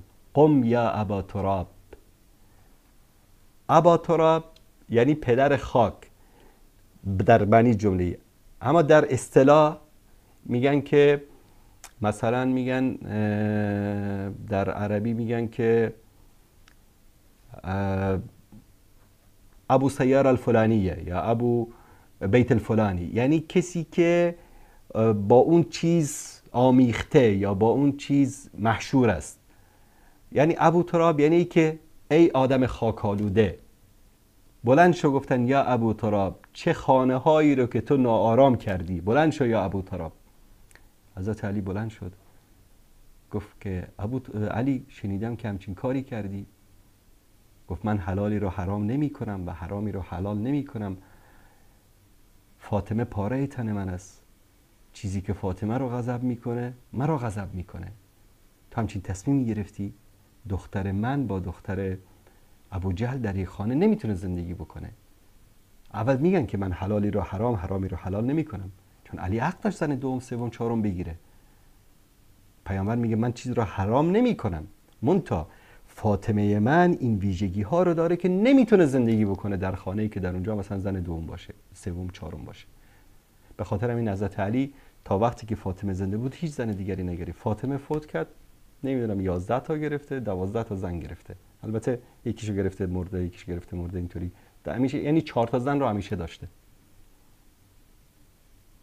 الان من اگر که ما هم مثل اونها مریض باشیم بگیم بله علی پیامبر رو، فاطمه رو غضب کرد، فاطمه پاره تن پیامبر است، غضب فاطمه غضب پیامبر است، غضب پیامبر غضب الله است، پس علی مستحق عذاب الهی شد. نه خیلی ریلکس، عادی، هیچ چیزی رخ نداده، زندگی عادی بشر است. علی خواسته همچین کاری بکنه. راستی سیدنا علی طبق بعضی روایت میگه یا رسول الله من همچین کاری نمیخواستم بکنم، بگو مگوهای مردم هست، و طبق روایت دیگری که همچین نیتی داشته بعد از این نکرده. به هر صورت این زندگی بشر است، زندگی انسان‌هایی است که در کنار پیامبر صلی الله علیه و سلم فرشته ها نبودن، انسان‌ها بودن. و ما میتوانیم از این داستان‌ها اگر که ذهنمان بیمار باشد برداشت بیمارگونه بکنیم، ذهن ما سالم باشد برداشت سالم بکنیم. بیان این داستان‌ها، بیان این قصص در سیرت، در حدیث، در تفاسیر برای عبرت است، درس است. واقعیت‌های زندگی انسان‌هایی بودند که در کنار رسول الله صلی الله علیه و سلم زندگی کردند. تا فرصت دیگر و برنامه دیگر که باز هم با شما عزیزان همراه خواهیم بود، همه تان رو به پروردگار متعال میسپارم و صلی الله علی سیدنا و حبیبنا محمد و علی آله و صحبه اجمعین. السلام علیکم و رحمت الله و برکاته.